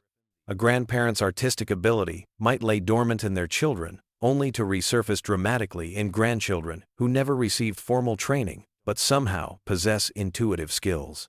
This genetic memory suggests that our family heritage carries forward capabilities that can emerge unexpectedly, creating surprising connections across time. Family communication patterns often mirror broader cultural values and historical contexts. Some families maintain formal, hierarchical communication styles passed down from previous generations, while others adopt more casual, egalitarian approaches. These patterns influence how family members express emotions, resolve conflicts, and show affection, creating distinct family cultures that can persist for generations. The geographic movements of families create interesting stories of adaptation and change. When families migrate, whether across countries or just to different neighborhoods, they face decisions about which traditions to maintain and which to modify. This process of cultural negotiation often reveals the most essential elements of family identity as members unconsciously choose which practices are too important to abandon. Family financial attitudes demonstrate remarkable consistency across generations. Families that experienced economic hardship often pass down frugal spending habits and strong work ethics, while families with consistent prosperity might emphasize different values around money and success. These economic philosophies become embedded in family culture, influencing career choices and life priorities for decades. The evolution of family roles over time reflects broader social changes while maintaining certain consistent patterns. Traditional gender roles within families have shifted significantly, yet many families still maintain informal divisions of labor and responsibility that echo historical patterns. Understanding these shifts helps us appreciate how families serve as bridges between past and present social norms. Family conflict resolution styles often become inherited patterns that influence how future generations handle disagreements. Some families emphasize direct confrontation and heated discussion, believing that airing grievances leads to stronger relationships. Others prioritize harmony and indirect communication, viewing conflict as something to be minimized rather than engaged. These approaches shape children's expectations about relationships throughout their lives. The role of family storytelling in preserving history cannot be overstated. Every family has its collection of stories about ancestors, significant events, and character-defining moments. These narratives serve multiple purposes. They preserve important information, reinforce family values, and create a sense of belonging to something larger than individual experience. The way these stories are told and retold shapes family identity. Family eating habits and food traditions reveal deep cultural connections and emotional bonds. Certain recipes become treasured family heirlooms, passed down with specific techniques and accompanying stories. The social dynamics around family meals, from formal dining protocols to casual kitchen conversations, establish patterns of gathering and sharing that influence social skills and relationship expectations. Educational values within families create powerful legacies that influence multiple generations. Some families prioritize formal academic achievement, creating environments where intellectual curiosity and scholarly success are highly valued. Others emphasize practical skills and hands-on learning, believing that real-world experience provides the best education. These educational philosophies shape career paths and life choices across generations. Family attitudes toward risk and adventure demonstrate interesting patterns of inheritance and rebellion. Conservative families might produce generations of careful planners and cautious decision-makers, while more adventurous families encourage risk-taking and exploration. Sometimes these patterns reverse, with risk-averse parents producing adventurous children as a form of generational rebellion or balance. The concept of family loyalty manifests in various ways across different family structures. Some families maintain strong expectations of mutual support and collective decision-making, while others prioritize individual autonomy and self-reliance. These loyalty patterns influence everything from career choices to marriage decisions, as family members navigate between personal desires and family expectations. Family creative expressions often create unexpected connections across generations. A love of music, visual arts, writing, or craftsmanship can emerge in various family members, sometimes connecting distant relatives who share artistic sensibilities. These creative threads create special bonds and often become sources of family pride and identity. The role of family pets in shaping household dynamics deserves special attention. Animals often become integral family members, teaching children about responsibility, empathy, and loss. The way families choose, care for, and remember their pets reveals important values about nurturing, commitment, and the circle of life. Family travel patterns and attitudes toward exploration influence worldview development across generations. Some families prioritize exposure to different cultures and experiences, believing that travel broadens perspective and builds character. Others focus on deep connections to local communities and familiar environments, emphasizing the importance of roots and stability. The management of family secrets and sensitive information creates complex dynamics that can influence relationships for generations. How families handle difficult topics like addiction, mental health issues, financial problems, or relationship conflicts establishes patterns of openness or secrecy that affect trust and communication across multiple generations. Family celebration styles reflect deeper values about community, tradition, and joy. Some families create elaborate celebrations for birthdays, holidays, and achievements, believing that marking special occasions strengthens bonds and creates positive memories. Others prefer quiet, intimate acknowledgments, focusing on personal meaning rather than external display. The role of extended family members like grandparents, aunts, uncles, and cousins in providing alternative perspectives and relationships cannot be overlooked. These connections often provide children with different models of adult behavior and alternative sources of support, enriching the family experience and providing backup systems during difficult times. Family decision-making processes reveal important patterns about authority, consensus building, and individual voice within family structures.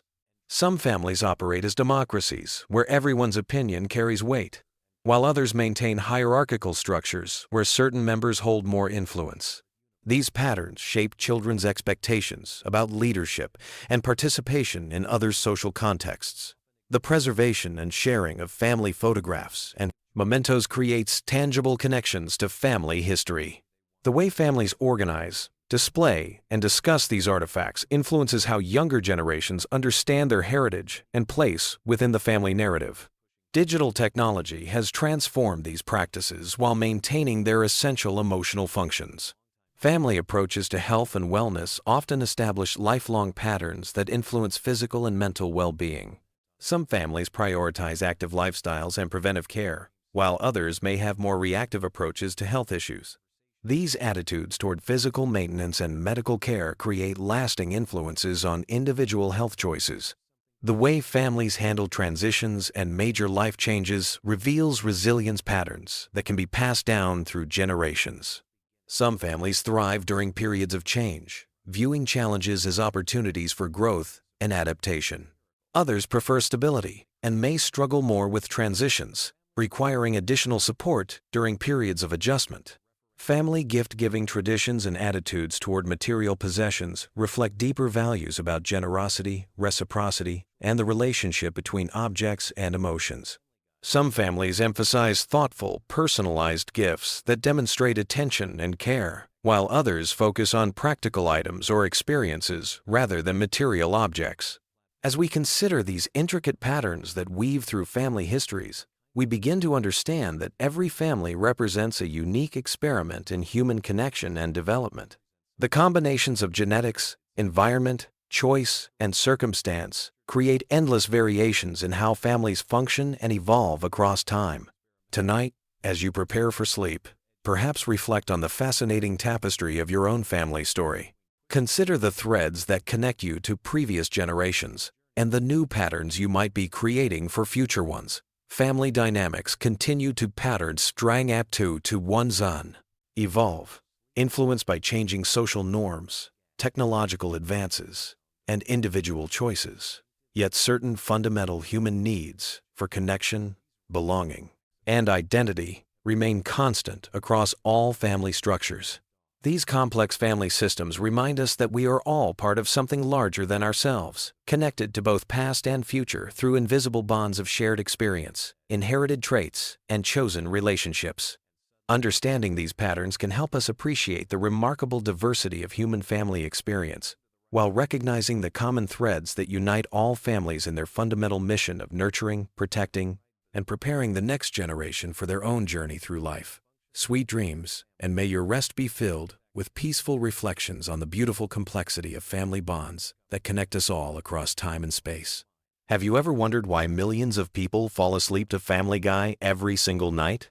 Tonight, I'm diving deep into this bizarre internet phenomenon that's taken over bedrooms worldwide. We're talking about random Family Guy episodes specifically curated for sleep, and trust me, by the end of this video, you'll understand exactly why this animated chaos has become the ultimate sleep soundtrack for an entire generation. Before we jump into this rabbit hole, let me ask you something. How many of you have tried falling asleep to complete silence, only to find your brain racing with thoughts? Or maybe you've attempted those boring nature sounds that somehow make you feel more awake than relaxed. Well, you're not alone, and that's exactly where our story begins. The Family Guy sleep phenomenon isn't just some random internet trend. It's a psychological masterpiece that accidentally stumbled upon the perfect formula for shutting down an overactive mind. Think about it. When you're lying in bed, trying to fall asleep, what's your biggest enemy? Your own thoughts. Your brain wants to replay every embarrassing moment from middle school, plan tomorrow's meetings, or suddenly solve world hunger. But Family Guy? It gives your mind something familiar yet unpredictable to focus on, creating the perfect distraction cocktail. Let me paint you a picture of how this whole thing works. You're scrolling through YouTube at midnight, exhausted but somehow still wired. You stumble across a video titled Family Guy Random Episodes No Ads Perfect for Sleep, with like 3 million views. You click it, thinking you'll watch for maybe 10 minutes. Next thing you know, you're waking up 8 hours later with your phone battery dead and Peter Griffin's voice somehow embedded in your dreams. The genius of Family Guy as sleep content lies in its complete unpredictability, wrapped in comfortable familiarity. You've probably seen most episodes before, so there's no pressure to follow. Along with complex plot lines, your brain can just drift along with the familiar voices and random cutaway gags without feeling like it's missing something important. It's like having background conversation at a party where you don't need to participate, but the noise keeps your mind occupied enough to relax. Now, let's talk about why random episodes work better than watching the show normally. When you're actively watching Family Guy during the day, you're engaged with the jokes, the storylines, and the visual gags. But when it's sleep time, you need something that provides just enough stimulation to quiet your thoughts without keeping you awake. Random episodes create this perfect sweet spot because there's no narrative continuity to follow. Your brain doesn't have to work to connect plot points or remember character developments. It can just float along with whatever chaos is happening on screen. The audio quality of these sleep compilations is crucial too.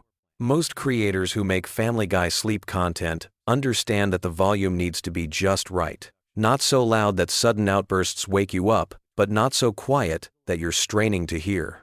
They often remove the louder musical segments and focus on dialogue-heavy scenes. It's like they've accidentally created the perfect white noise machine, except instead of ocean sounds, it's Stewie plotting world domination. Here's something fascinating about the psychology behind this phenomenon.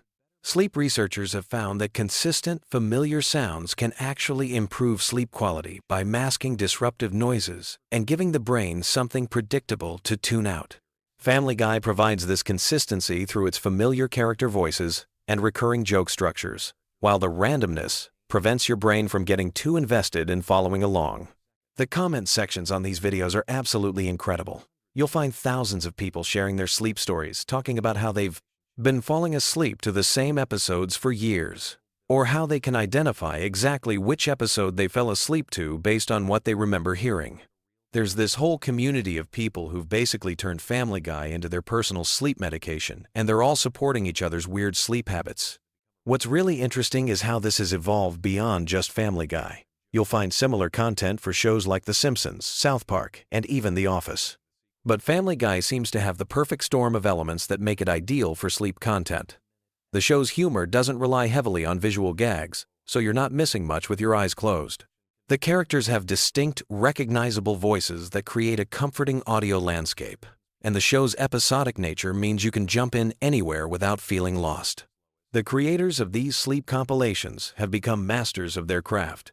They know exactly which episodes work best, which scenes to include or skip, and how to balance the audio levels for optimal sleep induction. Some even create custom transitions between episodes to eliminate jarring cuts that might wake viewers up. It's like they're running a sophisticated sleep laboratory, except their test subjects are millions of insomniacs scrolling YouTube at 2 in the morning. Let's dive into the science behind why this actually works.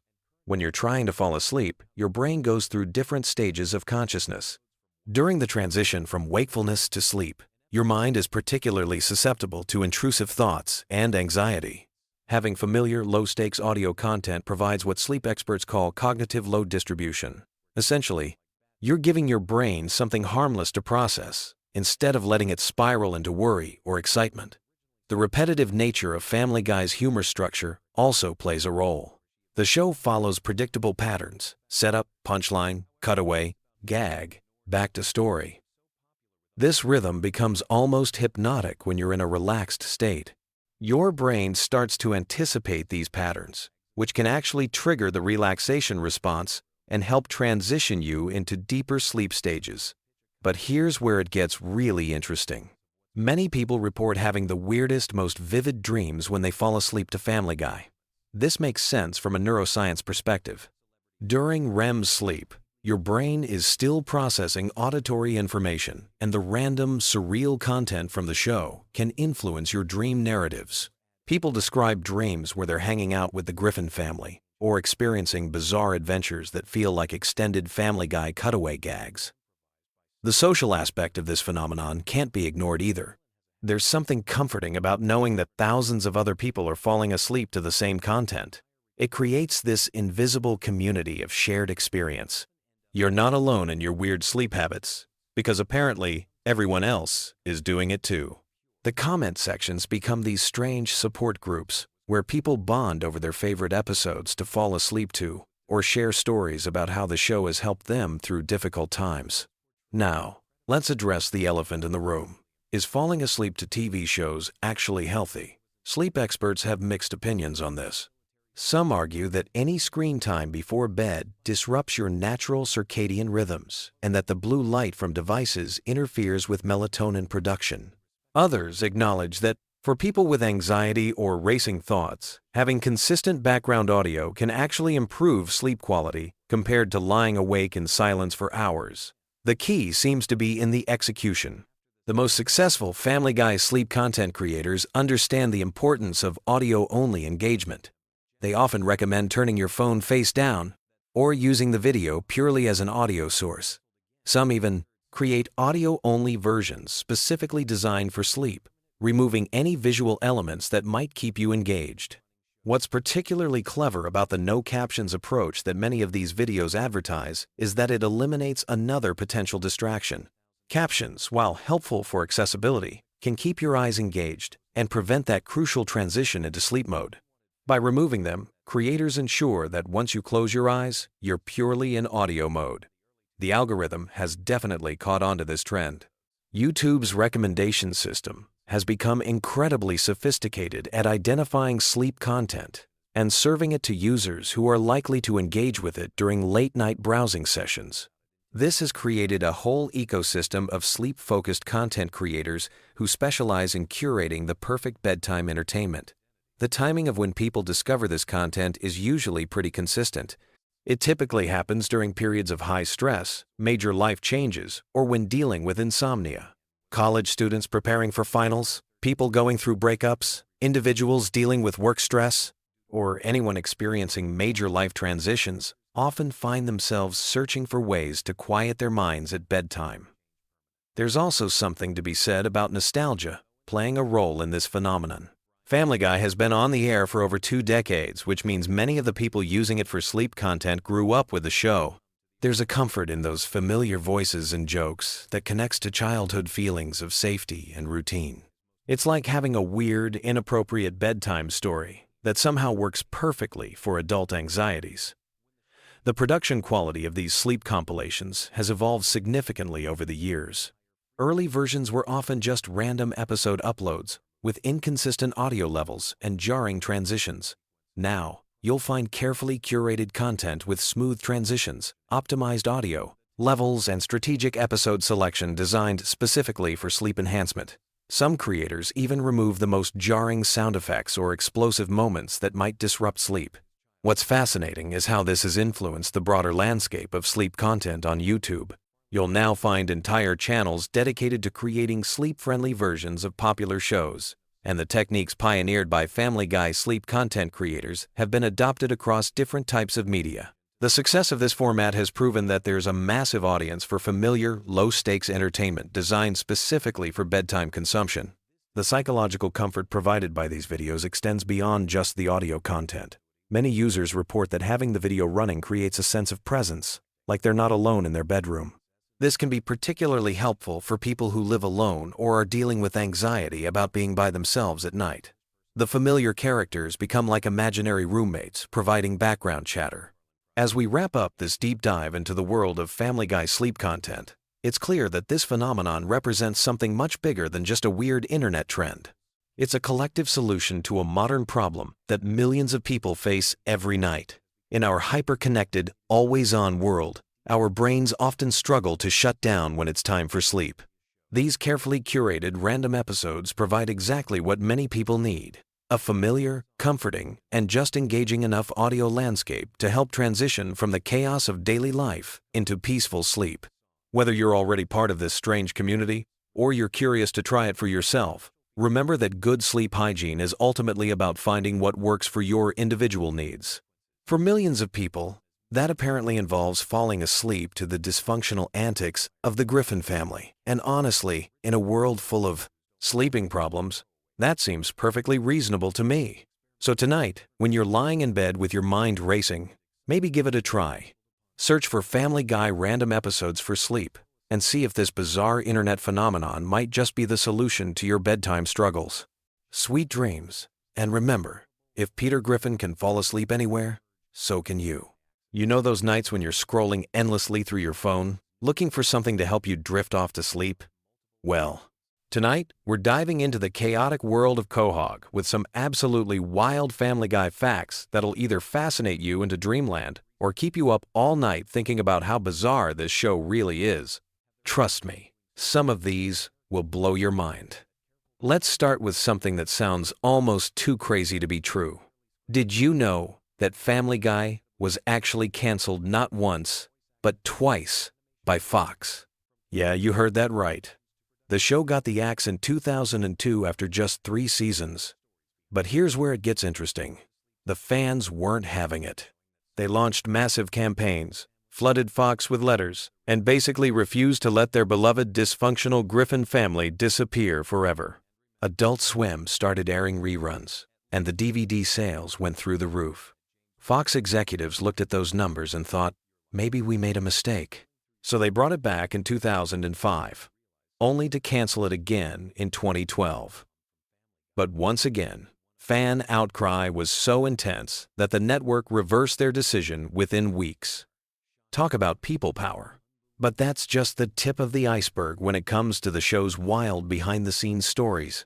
The character of Peter Griffin was originally supposed to be much different. Creator Seth MacFarlane based Peter's voice on a security guard he knew, but he also drew inspiration from the classic cartoon character Popeye. If you listen carefully, you can hear those gruff, mumbly speech patterns that make Peter so distinctively annoying and lovable at the same time.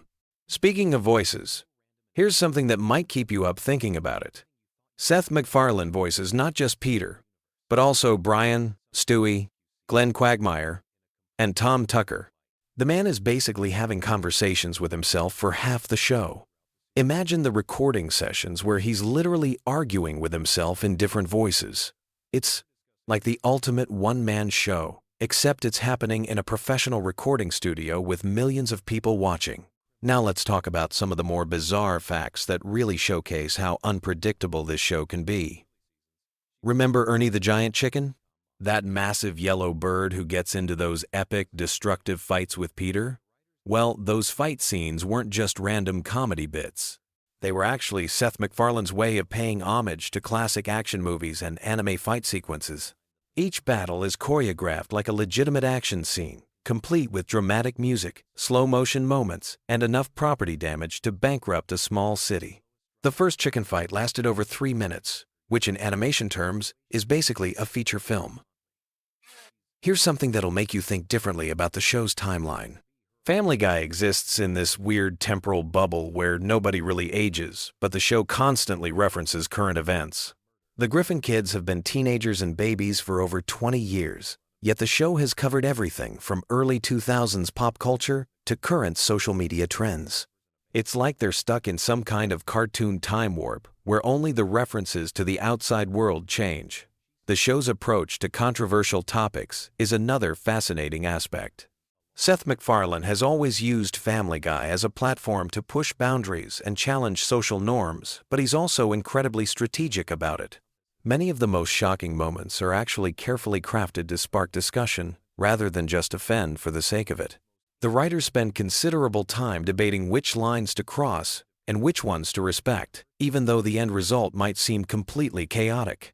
Let's dive into some character-specific facts that reveal just how much thought goes into this seemingly random show. Stewie's British accent has never been officially explained within the show's universe. Seth MacFarlane gave him that posh, sophisticated voice partly as a joke about how American audiences often perceive British accents as more intelligent, but also because it creates this hilarious contrast with his baby appearance and diabolical personality. The accent has become so iconic that fans can instantly recognize Stewie just from hearing a single word. Brian the dog represents something unique in animation history. He's essentially the show's conscience, the character who often voices the writer's more serious opinions about politics and social issues. But here's the kicker. He's also deeply flawed and hypocritical, which makes him more realistic than many human characters on television. His struggles with alcoholism, his pretentious intellectualism, and his unrequited love for Lois create this complex personality that shouldn't work in a cartoon dog, but somehow does perfectly. The show's relationship with censorship is absolutely wild. While Family Guy gets away with an incredible amount of controversial content, there are still things that get cut or altered. The writers have developed this elaborate game with network censors, sometimes including deliberately outrageous content that they expect to be removed, just so they can keep the stuff they really want. It's like a negotiation tactic disguised as comedy writing. Here's something that might surprise you about the show's production process.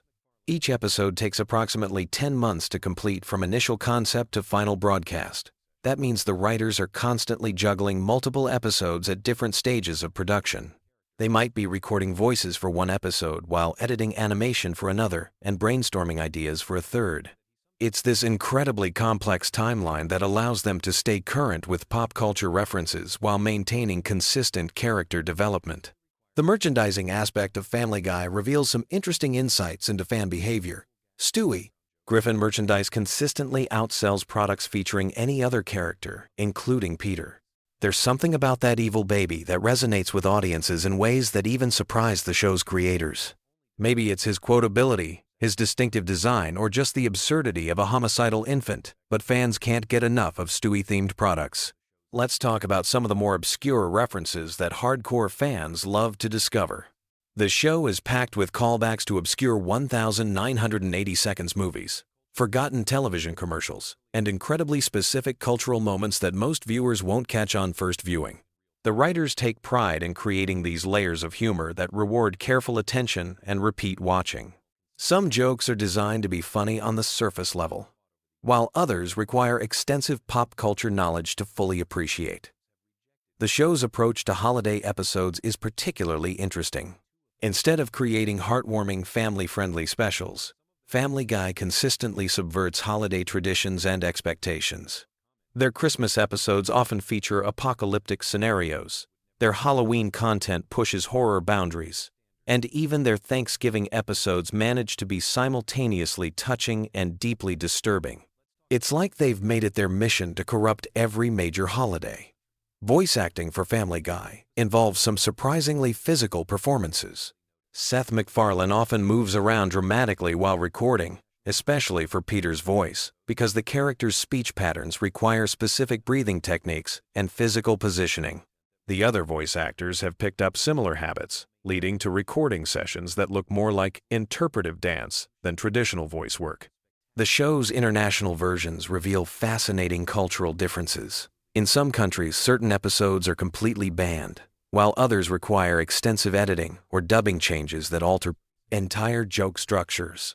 The German version, for example, has to navigate completely different censorship standards, leading to creative workarounds that sometimes make the international versions funnier than the originals. Here's something that connects to the show's longevity. Family Guy has survived multiple major changes in television viewing habits. It started during the era of appointment television, adapted to the DVR age, thrived during the streaming revolution, and now exists in the world of on-demand binge-watching culture. Each transition has required subtle adjustments to pacing, storytelling, and even joke structures to match how audiences consume content.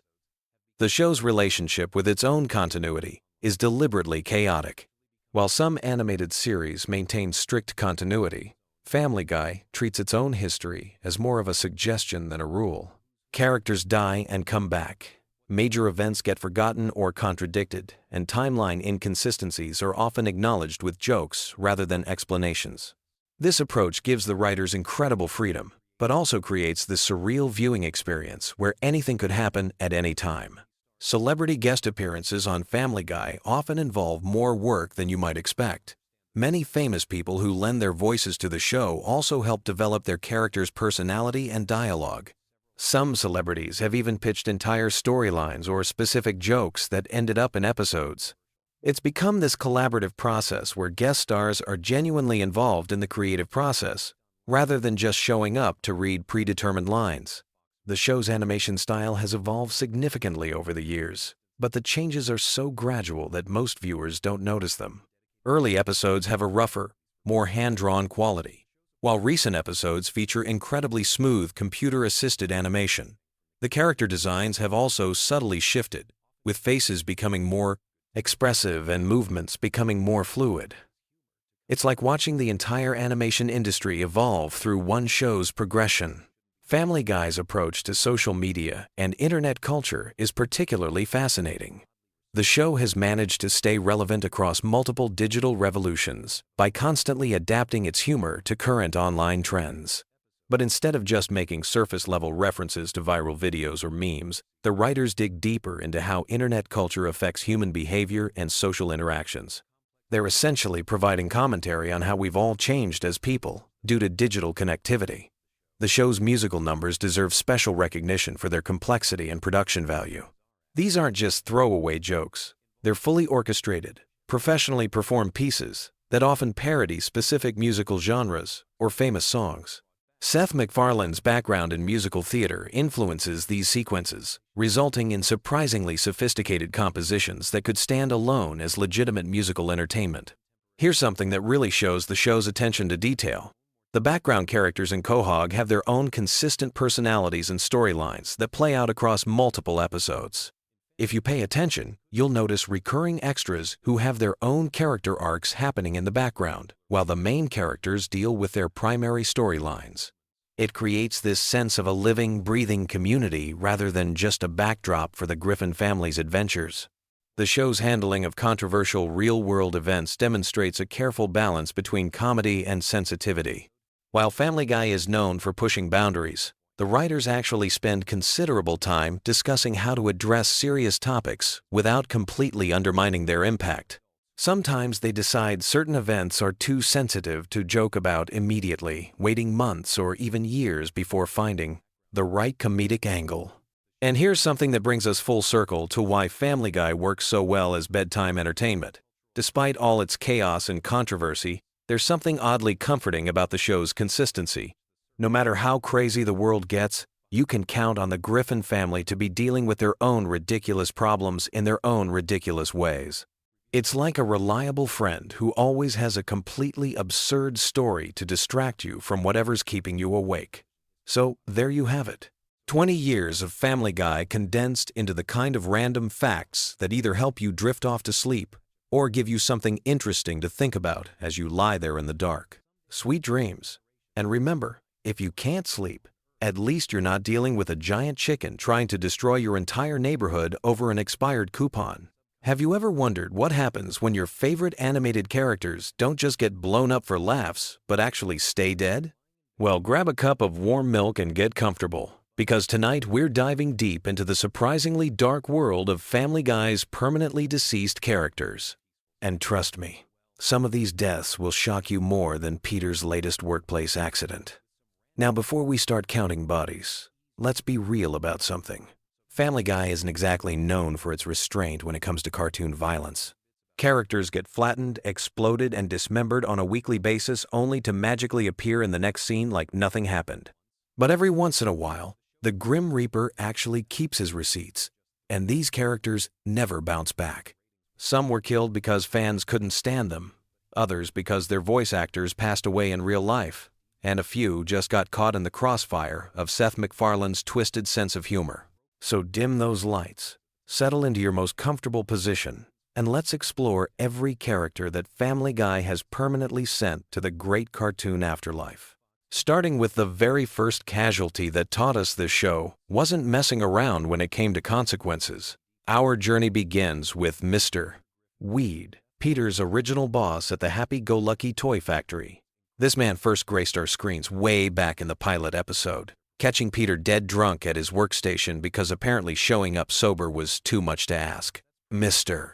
Weed was everything you'd expect from a factory supervisor dealing with Peter Griffin as an employee. Stern, professional, and probably questioning every career choice that led him to that moment. What made Mr. Weed fascinating wasn't just his no-nonsense attitude, but the running joke about his suspiciously theatrical mannerisms. The show never explicitly confirmed anything about his personal life, but his fabulous gestures and dramatic flair became a subtle recurring gag. Despite Peter's constant screw-ups, Mr. Weed kept giving him second chances, firing and rehiring him like it was some kind of workplace hobby. The irony is that this unusual loyalty to Peter ultimately sealed his fate. In the episode where everything went wrong, Peter decided to invite his boss over for dinner to make a good impression. Surprisingly, the evening started perfectly. Mr. Weed was genuinely impressed by Peter's home, family, and even Brian's ability to speak. He was so impressed that he offered Peter a promotion to head of toy development. That's when dinner took a deadly turn. Brian, shocked by this unexpected good news, started choking on a dinner roll. When Peter and Lois performed the Heimlich maneuver, the roll shot out of Brian's mouth like a projectile and landed directly in Mr. Weed's throat. And unlike the countless other times characters have faced mortal peril in this show, Mr. Weed actually died from choking. The funeral scene was classic Family Guy darkness. Mr. Weed left behind a videotaped will announcing that the happy-go-lucky toy factory would be demolished to make way for something called the homoerotic toy factory. It was absurd, tragic, and weirdly fitting for a character whose sexuality had been a running gag throughout his appearances. Moving from workplace fatalities to relationship drama, let's talk about Loretta Brown, Cleveland's ex-wife, who met her end in a way that perfectly summarized her entire character arc. Loretta was everything Cleveland wasn't. Where he was calm and soft-spoken, she was loud, demanding, and took no prisoners when it came to getting what she wanted. Their marriage started cracking when Quagmire's infamous inability to control himself led to an affair. During a fishing trip, a fish accidentally landed on Loretta's chest, and she took it as some kind of cosmic sign to sleep with the guy who caught it. Classic Family Guy logic, really. When Peter and Brian discovered this affair, they recognized Quagmire by his distinctive tattoo, leading to the most awkward revelation scene in television history. Cleveland's reaction to learning about the betrayal was so pathetically calm that it almost hurt to watch. Instead of rage or dramatic confrontation, he just apologized and accepted being kicked out of his own home. It wasn't until Peter and Lois called him out for being too passive that Cleveland finally found his spine and went after Quagmire. After their divorce was finalized, Loretta lived alone in a house on the hill, which sounds poetic until you remember this is Family Guy, and nothing stays peaceful for long. Her death came during one of Peter's elaborate pranks that somehow always managed to destroy Cleveland's property. This time, instead of Cleveland surviving the chaos like usual, Loretta got caught in the destruction and was crushed by falling debris. The reason behind Loretta's permanent exit was actually practical rather than narrative. Her voice actress, Alex Borstein, who also voices Lois, found Loretta's gravelly voice too difficult and painful to perform. Rather than recast the character, the writers decided to kill her off permanently, which honestly feels like the most Family Guy solution possible. Speaking of deaths that came out of nowhere, Horace's demise was particularly heartbreaking for fans of the Drunken Clam. This guy had been serving drinks to Peter, Quagmire, Joe, and Cleveland since the early seasons, surviving multiple near-death experiences that should have killed any normal bartender. He'd been shot, knocked unconscious, and even survived a fire, leading viewers to believe he was practically immortal. His luck finally ran out during a softball game between the Drunken Clam and Goldman's Pharmacy. Jerome, brought in as a ringer for Mort's team, was at bat when Horace tried to strike him out. Instead of a strikeout, Horace got struck down permanently. The episode revealed his death so casually that it almost felt cruel. But that's exactly the kind of dark humor Family Guy specializes in. The aftermath was even more devastating. The Drunken Clam was set to close permanently, which would have destroyed one of the show's most important locations. Peter tried everything to save the bar, but it was Jerome himself, the man who accidentally killed Horace, who stepped up to buy the establishment and keep it running. It was a surprisingly touching resolution to a tragic situation. Now let's talk about Peter's father, or at least the man he thought was his father for most of his life. Francis Griffin was the embodiment of strict Irish Catholic values, taken to an uncomfortable extreme. His dislike of Lois simply because she was Protestant created constant family tension, and his general disappointment in Peter was palpable in every scene they shared. When Francis retired and moved in with the Griffin family, he transformed their home into what looked like a Catholic gift shop explosion. Crucifixes appeared in every room.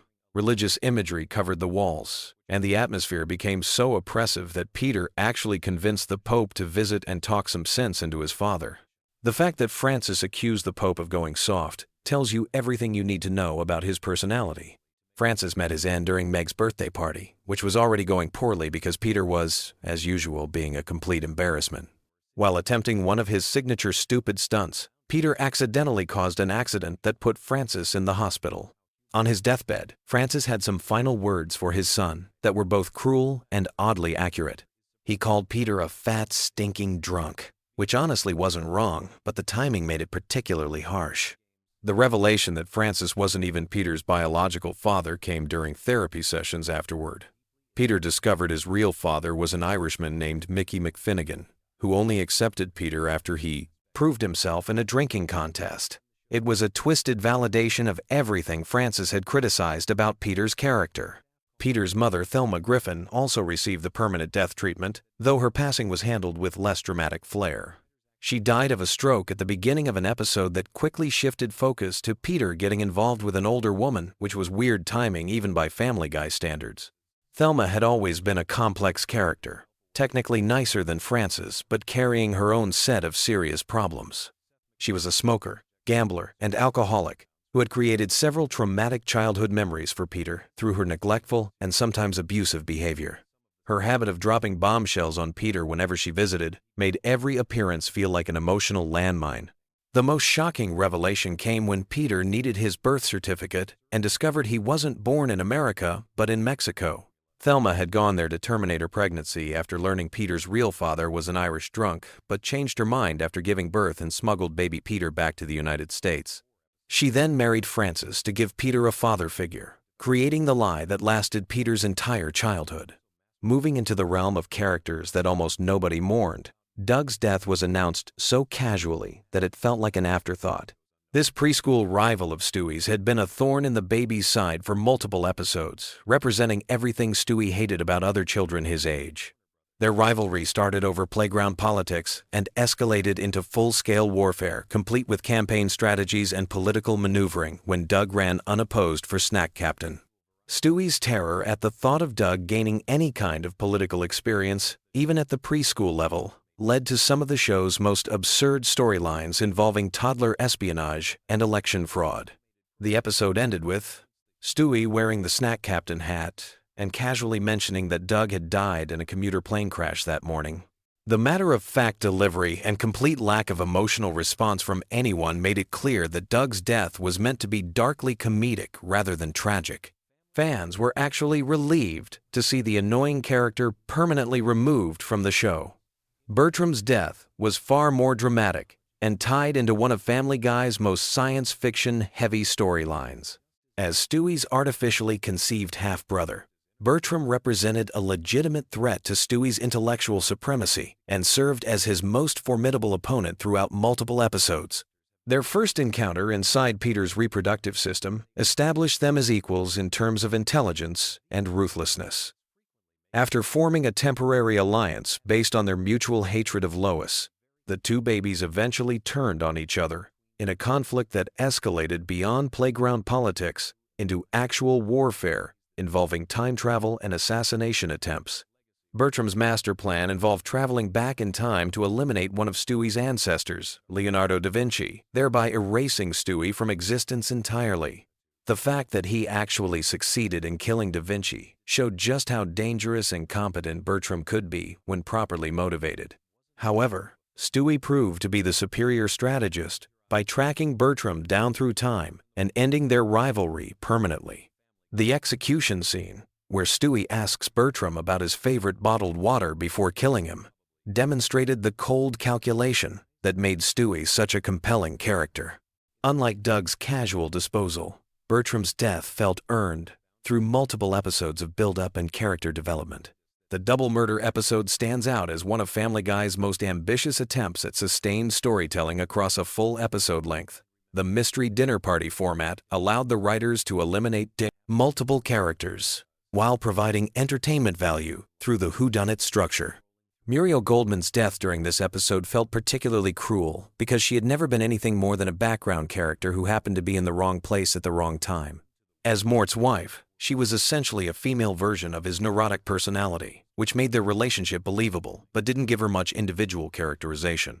The revelation that she had been exchanging mysterious messages with James Woods created false suspense about her potential involvement in the murders, but she was ultimately just another victim caught up in someone else's revenge scheme. Her funeral scene showed how little impact she had made on the community, with even her husband and son seeming relatively unaffected by her death. Diane Simmons represented the episode's true villain and most shocking revelation. As Tom Tucker's longtime co-anchor, she had been a background presence for years without showing any signs of homicidal tendencies. Her transformation from professional newswoman to calculating murderer demonstrated how deeply personal rejections and professional disappointments could push someone over the edge. The motive behind her killing spree was painfully relatable in its pettiness. Being dumped by James Woods for a younger woman and facing replacement by a younger co-anchor as she turned 40 created the perfect storm of humiliation and desperation. Her methodical approach to framing Tom Tucker for the murders showed intelligence and planning that made her genuinely dangerous. Diane's final confrontation with Lois provided the classic villain monologue moment where all her motivations were revealed. The irony of being killed by Stewie, a baby, after successfully eliminating multiple adult targets added the kind of dark humor that Family Guy specialized in creating. Patty Tanager's death was perhaps the most satisfying for viewers who had endured his annoying catchphrase. and constant attempts to start fights over nothing. This short, aggressive man represented everything irritating about people who create drama where none needs to exist. His role as the boss of a car dealership where Brian worked temporarily showed that his obnoxious personality wasn't limited to casual encounters.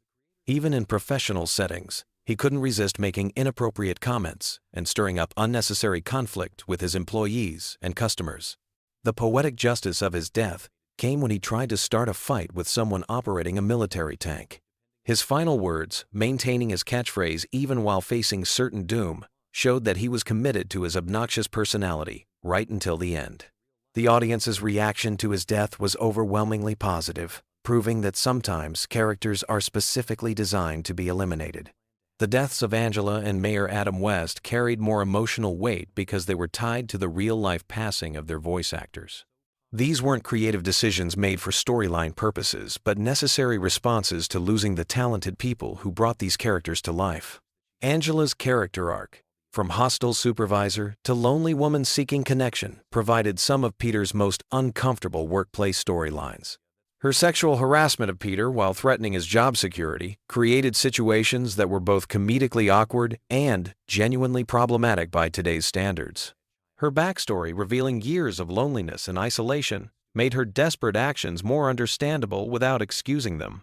The resolution where Peter dresses up to take her on a fake date showed his capacity for kindness even when dealing with someone who had made his life difficult. Carrie Fisher's death in real life meant that Angela's character had to be written out permanently. The funeral scene in her honor served as both a farewell to the character and a tribute to the actress who had voiced her. Peter's mistake of ending up at the wrong funeral added typical Family Guy humor to what was otherwise a genuinely touching moment. Mayor Adam West's death marked the end of one of the show's most beloved recurring characters. His wonderfully insane personality and possibly corrupt political practices had provided countless moments of absurd humor throughout his long tenure as Quahog's mayor. The real Adam West's connection to his animated counterpart made the character feel more authentic and grounded despite his completely unrealistic behavior and dialogue. His brief challenge from Lois during her political phase showed that even incompetent leadership was preferable to the corruption that inevitably followed. His marriage to Carol Pewterschmidt, Lois's sister, created additional family connections that made his death more personally impactful for the main characters. The tribute episode where Brian petitioned to rename the high school after Mayor West provided proper closure for a character who had been part of the show's fabric for over 16 seasons. The ghost appearance at the end where Mayor West saves Brian from falling off a cliff gave the character one final moment of heroism and showed that death couldn't completely remove him from the Family Guy universe. His replacement by Wild West as mayor acknowledged that the character was irreplaceable while allowing the show to continue. These permanent deaths in Family Guy serve multiple purposes beyond simple shock value. They demonstrate that actions can have genuine consequences, even in a cartoon universe known for its resurrection-running gags.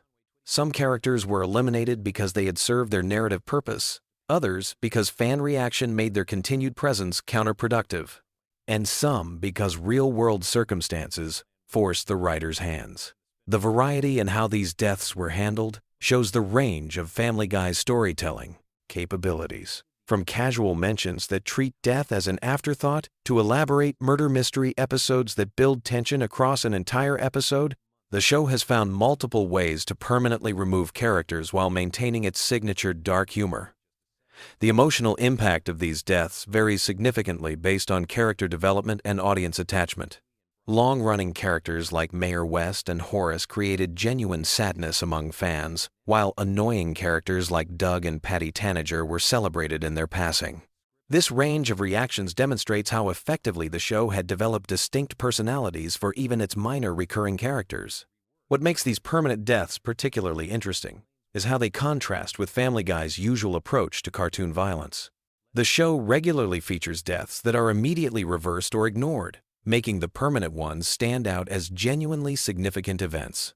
When a character stays dead in this universe, it carries extra weight because viewers know it's not the norm. The practical reasons behind some of these deaths, such as voice actor availability or fan reaction, show how external factors can influence creative decisions in long-running animated series. The writers have generally handled these necessary eliminations with appropriate respect while maintaining the show's comedic tone. Looking back at this collection of permanently deceased characters reveals the evolution of Family Guy's storytelling over its many seasons. Earlier deaths, like Mr. Weed, were often accidental consequences of the show's chaotic humor, while later deaths, like those in the murder mystery episode, showed more deliberate narrative planning. The show's willingness to permanently eliminate characters demonstrates confidence in its ability to create new sources of humor and conflict without relying on the same recurring personalities indefinitely. This creative flexibility has helped Family Guy maintain freshness across its extended run, while still honoring the contributions of departed characters. These deaths also serve as reminders that even in the most outrageous fictional universes, some actions cannot be undone. They provide moments of genuine consequence in a show that otherwise operates on cartoon logic, where nothing permanent ever happens to the main characters. So there you have it, fellow insomniacs and Family Guy enthusiasts. A complete tour through the surprisingly extensive graveyard of characters who didn't make it back from their final Family Guy appearances. From workplace accidents to murder mysteries, from natural causes to tank-related incidents, the show has found creative ways to permanently remove characters while maintaining its signature blend of dark humor and unexpected heart. Sweet dreams, and remember, in the world of Family Guy, even cartoon death can sometimes be permanent. Hey there, sleep seekers and Family Guy fans. Ever lie awake wondering just how many ridiculous jobs Peter Griffin has actually had throughout the series? Well, grab your pillow and get comfortable, because we're about to dive into the wonderfully chaotic career history of Quahog's most incompetent resident. From safety inspector to Supreme Court justice, Peter's resume reads like a fever dream, and tonight we're exploring every single bizarre position this man has somehow managed to stumble into. Picture this. You're at a job interview, and they ask where you see yourself in 5 years. Most people have a reasonable answer. Peter Griffin? Well, let's just say his interview skills are about as polished as his decision-making abilities. Yet somehow, this man has held more jobs than most people even know exist. Tonight's journey through Peter's professional mishaps is perfect for those late-night moments when you need something absurdly entertaining to drift off to. Let's start with what might be considered Peter's most stable employment, though that's not saying much. His original gig as a safety inspector at the Happy-Go-Lucky Toy Factory sounds straightforward enough. Stand around, inspect toys, make sure they're safe for children. Simple, right? Wrong. This is Peter Griffin we're talking about. Even the most basic task becomes an opportunity for spectacular failure. The man whose job it was to ensure toy safety somehow found ways to make everything less safe just by being there. From toy inspection, Peter moved on to what became his longest-running employment adventure, working at the Pawtucket Brewery. Now, there's something almost poetic about Peter working at the place where his beloved Pawtucket Patriot Ale is crafted. It's like a beer enthusiast getting a job at their favorite brewery, except instead of bringing passion and expertise to the role, Peter brought his unique talent for turning any situation into chaos. On his very first day, he managed to get drunk during work hours, setting the tone for what would become years of questionable workplace behavior. The medical field has also been graced by Peter's presence, though patients probably weren't thrilled about it. During a citywide flu outbreak, when the hospital was desperately short-staffed, Peter volunteered as a nurse. This might seem noble until you discover his approach to medical care. Turns out, Peter had been faking his way through nursing duties because he was afraid of needles. Imagine being sick in the hospital and finding out your nurse has been pretending to give you medication because he's squeamish about basic medical equipment. But Peter's medical career didn't end with nursing. He somehow also worked as a doctor, which raises serious questions about the hospital's hiring practices. His approach to emergency medicine was about as effective as you'd expect. When someone's life hung in the balance, Peter's solution involved methods that would make actual medical professionals question their career choices. Law enforcement has also experienced the Peter Griffin effect.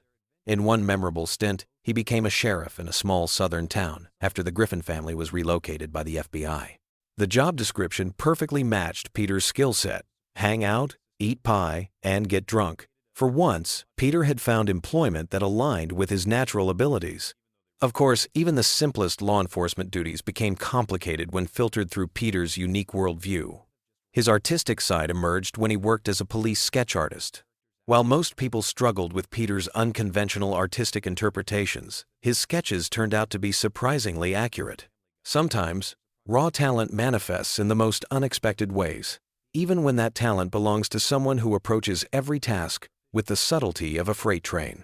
Peter has also dabbled in hospitality, working as a motel housekeeper. His customer service approach involved inserting himself into situations where he absolutely wasn't welcome, demonstrating a complete lack of understanding about personal boundaries and professional behavior. Guests probably didn't expect their housekeeper to become an active participant in their private moments. The detective business got a taste of Peter's investigative skills when he worked as a private investigator. His noir-style internal monologue painted him as a hard-boiled detective struggling to make ends meet, but his actual investigative methods were about as sophisticated as his approach to everything else. Still, there's something charming about Peter's attempt to channel classic detective fiction, even if the execution left much to be desired. Peter's relationship with food has led to several career opportunities. He became president of the National Association for the Advancement of Fat People, turning his personal struggles with weight into a leadership role. This position actually led to some heroic moments, proving that even Peter's most self-serving endeavors can occasionally produce positive outcomes. The fishing industry experienced Peter's unique management style when he decided to become a professional fisherman. Despite having zero experience on the water, Peter approached commercial fishing with his characteristic confidence. His nautical adventures proved that enthusiasm alone isn't enough to master the complexities of maritime work, especially when that enthusiasm is accompanied by a complete lack of relevant skills. Agriculture also felt Peter's impact when he tried his hand at farming. Moving the family to the countryside for a simpler life seemed like a reasonable plan until reality set in. Farming requires knowledge, patience, and hard work, qualities that don't align with Peter's approach to life. The fact that they failed to grow a single sellable crop shouldn't surprise anyone familiar with Peter's track record. Education has been both blessed and cursed by Peter's involvement. He served as an interim principal at James Woods High, stepping in during a staffing crisis. While his administrative methods were unconventional, he did manage some positive moments, like standing up to bullies. However, his interpretation of appropriate principal behavior included outdated social media challenges and questionable disciplinary approaches. Peter also won a campaign to become school board president, though his victory came through a smear campaign against his own wife. His tenure in educational leadership was marked by the same chaos that characterizes all his endeavors, proving that putting Peter in charge of anything, especially children's education, requires a level of optimism that borders on delusion. The restaurant business has provided Peter with multiple opportunities to combine his love of food with his entrepreneurial spirit. He and Lois opened Big Pete's House of Munch, using money from a valuable coin they discovered. Restaurant ownership taught Peter that loving food and successfully serving it to customers are entirely different skills. The establishment struggled from day one, with Peter's customer service philosophy clashing with basic business principles. Not content with traditional restaurants, Peter also operated a food truck called Eat My Junk. His mobile food service brought his unique culinary vision directly to the streets, complete with creative payment processing methods that probably violated several health and business regulations. The food truck experiment demonstrated that changing venues doesn't necessarily improve outcomes when the fundamental approach remains chaotic. Environmental activism became Peter's focus when he created Gary, the no-trash cougar, a character designed to combat pollution. His environmental education methods were somewhat traumatic for young audiences, proving that good intentions don't automatically translate to effective execution. Sometimes the message gets lost when the messenger approaches their mission with the subtlety of a sledgehammer. Law enforcement experienced Peter's unique perspective again when he volunteered as a cop during a staffing shortage. Giving Peter police powers was probably one of Quahog's more questionable decisions. His interpretation of police work involved creative approaches to evidence handling and suspect interaction that would make actual officers reconsider their career choices. Corporate leadership has also been shaped by Peter's influence. When he temporarily took over as CEO of his father-in-law's company, His business philosophy involved firing experienced executives and replacing them with his drinking buddies. His product development ideas were equally revolutionary, though perhaps not in ways that traditional business schools would recommend. The tobacco industry briefly benefited from Peter's advocacy when he served as president of El Dorado Cigarette Company. His approach to corporate leadership in this role was refreshingly straightforward. Show up, sit in the office, and use his position to influence legislation. Sometimes the simplest job descriptions are the most honest. Political service has called upon Peter's talents multiple times. He worked as a press secretary, though his duties seemed to focus more on preventing static electricity than managing media relations. His understanding of political communication was about as nuanced as his approach to everything else, which is to say, not very nuanced at all. The entertainment industry has provided Peter with various opportunities to showcase his talents. He worked as a Calvin Klein model at some point in his past, proving that even Peter's physical appearance has commercial value under the right circumstances. He's also appeared in television commercials, though his performance skills might not lead to repeat bookings. Military service appears somewhere in Peter's background, though his understanding of combat protocols and chain of command was typically unconventional. His military training focused on identifying friendly forces, a concept he struggled to grasp despite repeated instruction. Telecommunications offered Peter work in telemarketing, though his target demographic was somewhat specialized. His phone skills were about as effective as you'd expect, with customer interaction following his usual pattern of creating confusion where none previously existed. Medical experimentation provided Peter with income opportunities when he volunteered for various research studies. The compensation was decent, though the side effects of participating in multiple experiments simultaneously probably weren't covered in the consent forms he definitely didn't read carefully. The hospitality industry experienced Peter's customer service philosophy when he worked various service positions. His approach to taking orders involved creative interpretations of restaurant terminology that probably confused both customers and kitchen staff. His ability to remember and accurately communicate simple requests was challenged by his tendency to overcomplicate straightforward interactions. Emergency services have been both helped and hindered by Peter's involvement. His stint as a firefighter demonstrated that good intentions and basic safety training don't always combine effectively. Sometimes the person meant to solve the problem becomes part of the problem, especially when that person approaches emergency response with Peter's unique logic. Entertainment production has benefited from Peter's creative vision. He developed television programming with the same innovative approach he brings to everything else. His understanding of audience preferences and production logistics was typically unconventional, resulting in content that probably challenged viewers' expectations in unexpected ways. Transportation services experienced Peter's customer service approach when he worked as an Uber driver. His vehicle, the situation was unconventional, and his interpersonal skills with passengers followed his established pattern of creating memorable experiences for all the wrong reasons. The pharmaceutical industry relied on Peter's expertise when he worked as a pharmacist. His approach to medication distribution and patient consultation demonstrated his unique interpretation of healthcare delivery.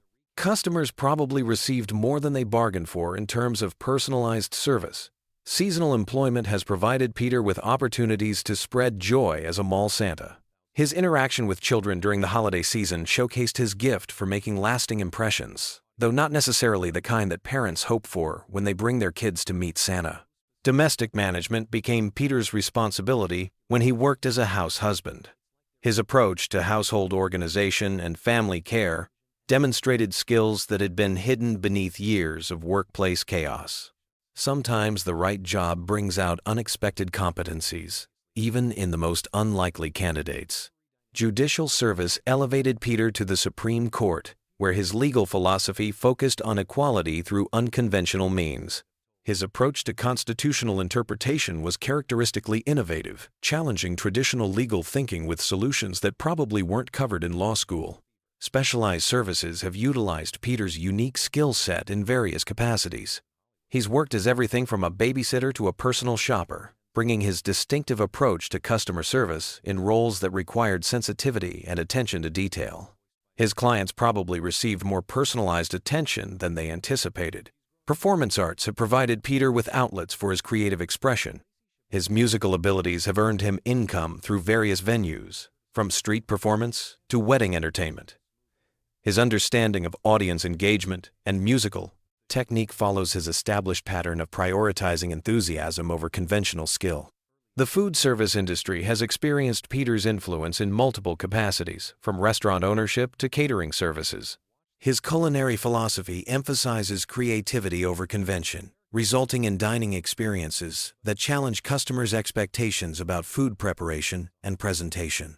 Public safety has relied on Peter's expertise in various specialized roles, from ninja police officer to volunteer emergency responder. His approach to crime prevention and emergency management demonstrates innovative thinking that probably wasn't covered in standard training programs. Media production has benefited from Peter's creative vision in multiple formats, from cartoon development to television production. His understanding of entertainment value and audience engagement follows his characteristic approach of prioritizing memorable experiences over conventional quality standards. As we wrap up this extensive journey through Peter Griffin's career history, it's clear that his professional life has been anything but boring.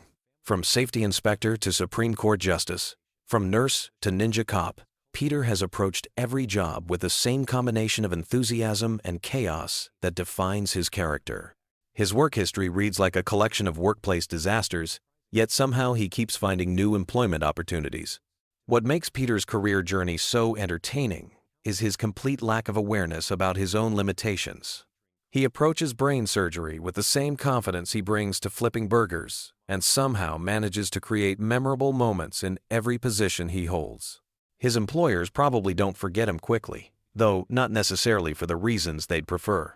The sheer variety of Peter's employment history suggests either an incredibly diverse skill set or an amazing ability to convince people to hire him, despite obvious red flags. The truth is probably somewhere in between, though the evidence strongly suggests that Peter's interview skills don't accurately represent his job performance capabilities. Tonight, as you drift off to sleep, you can rest easy knowing that somewhere in the animated universe, Peter Griffin is probably starting a new job tomorrow, bringing his unique brand of workplace creativity to yet another unsuspecting industry. His career adventures remind us that sometimes the most entertaining stories come from the most unlikely sources, and that competence isn't always required for memorable employment experiences. Sweet dreams, and remember, no matter how chaotic your own work life gets, it's probably more manageable than Peter Griffin's professional journey through the working world of Quahog and beyond.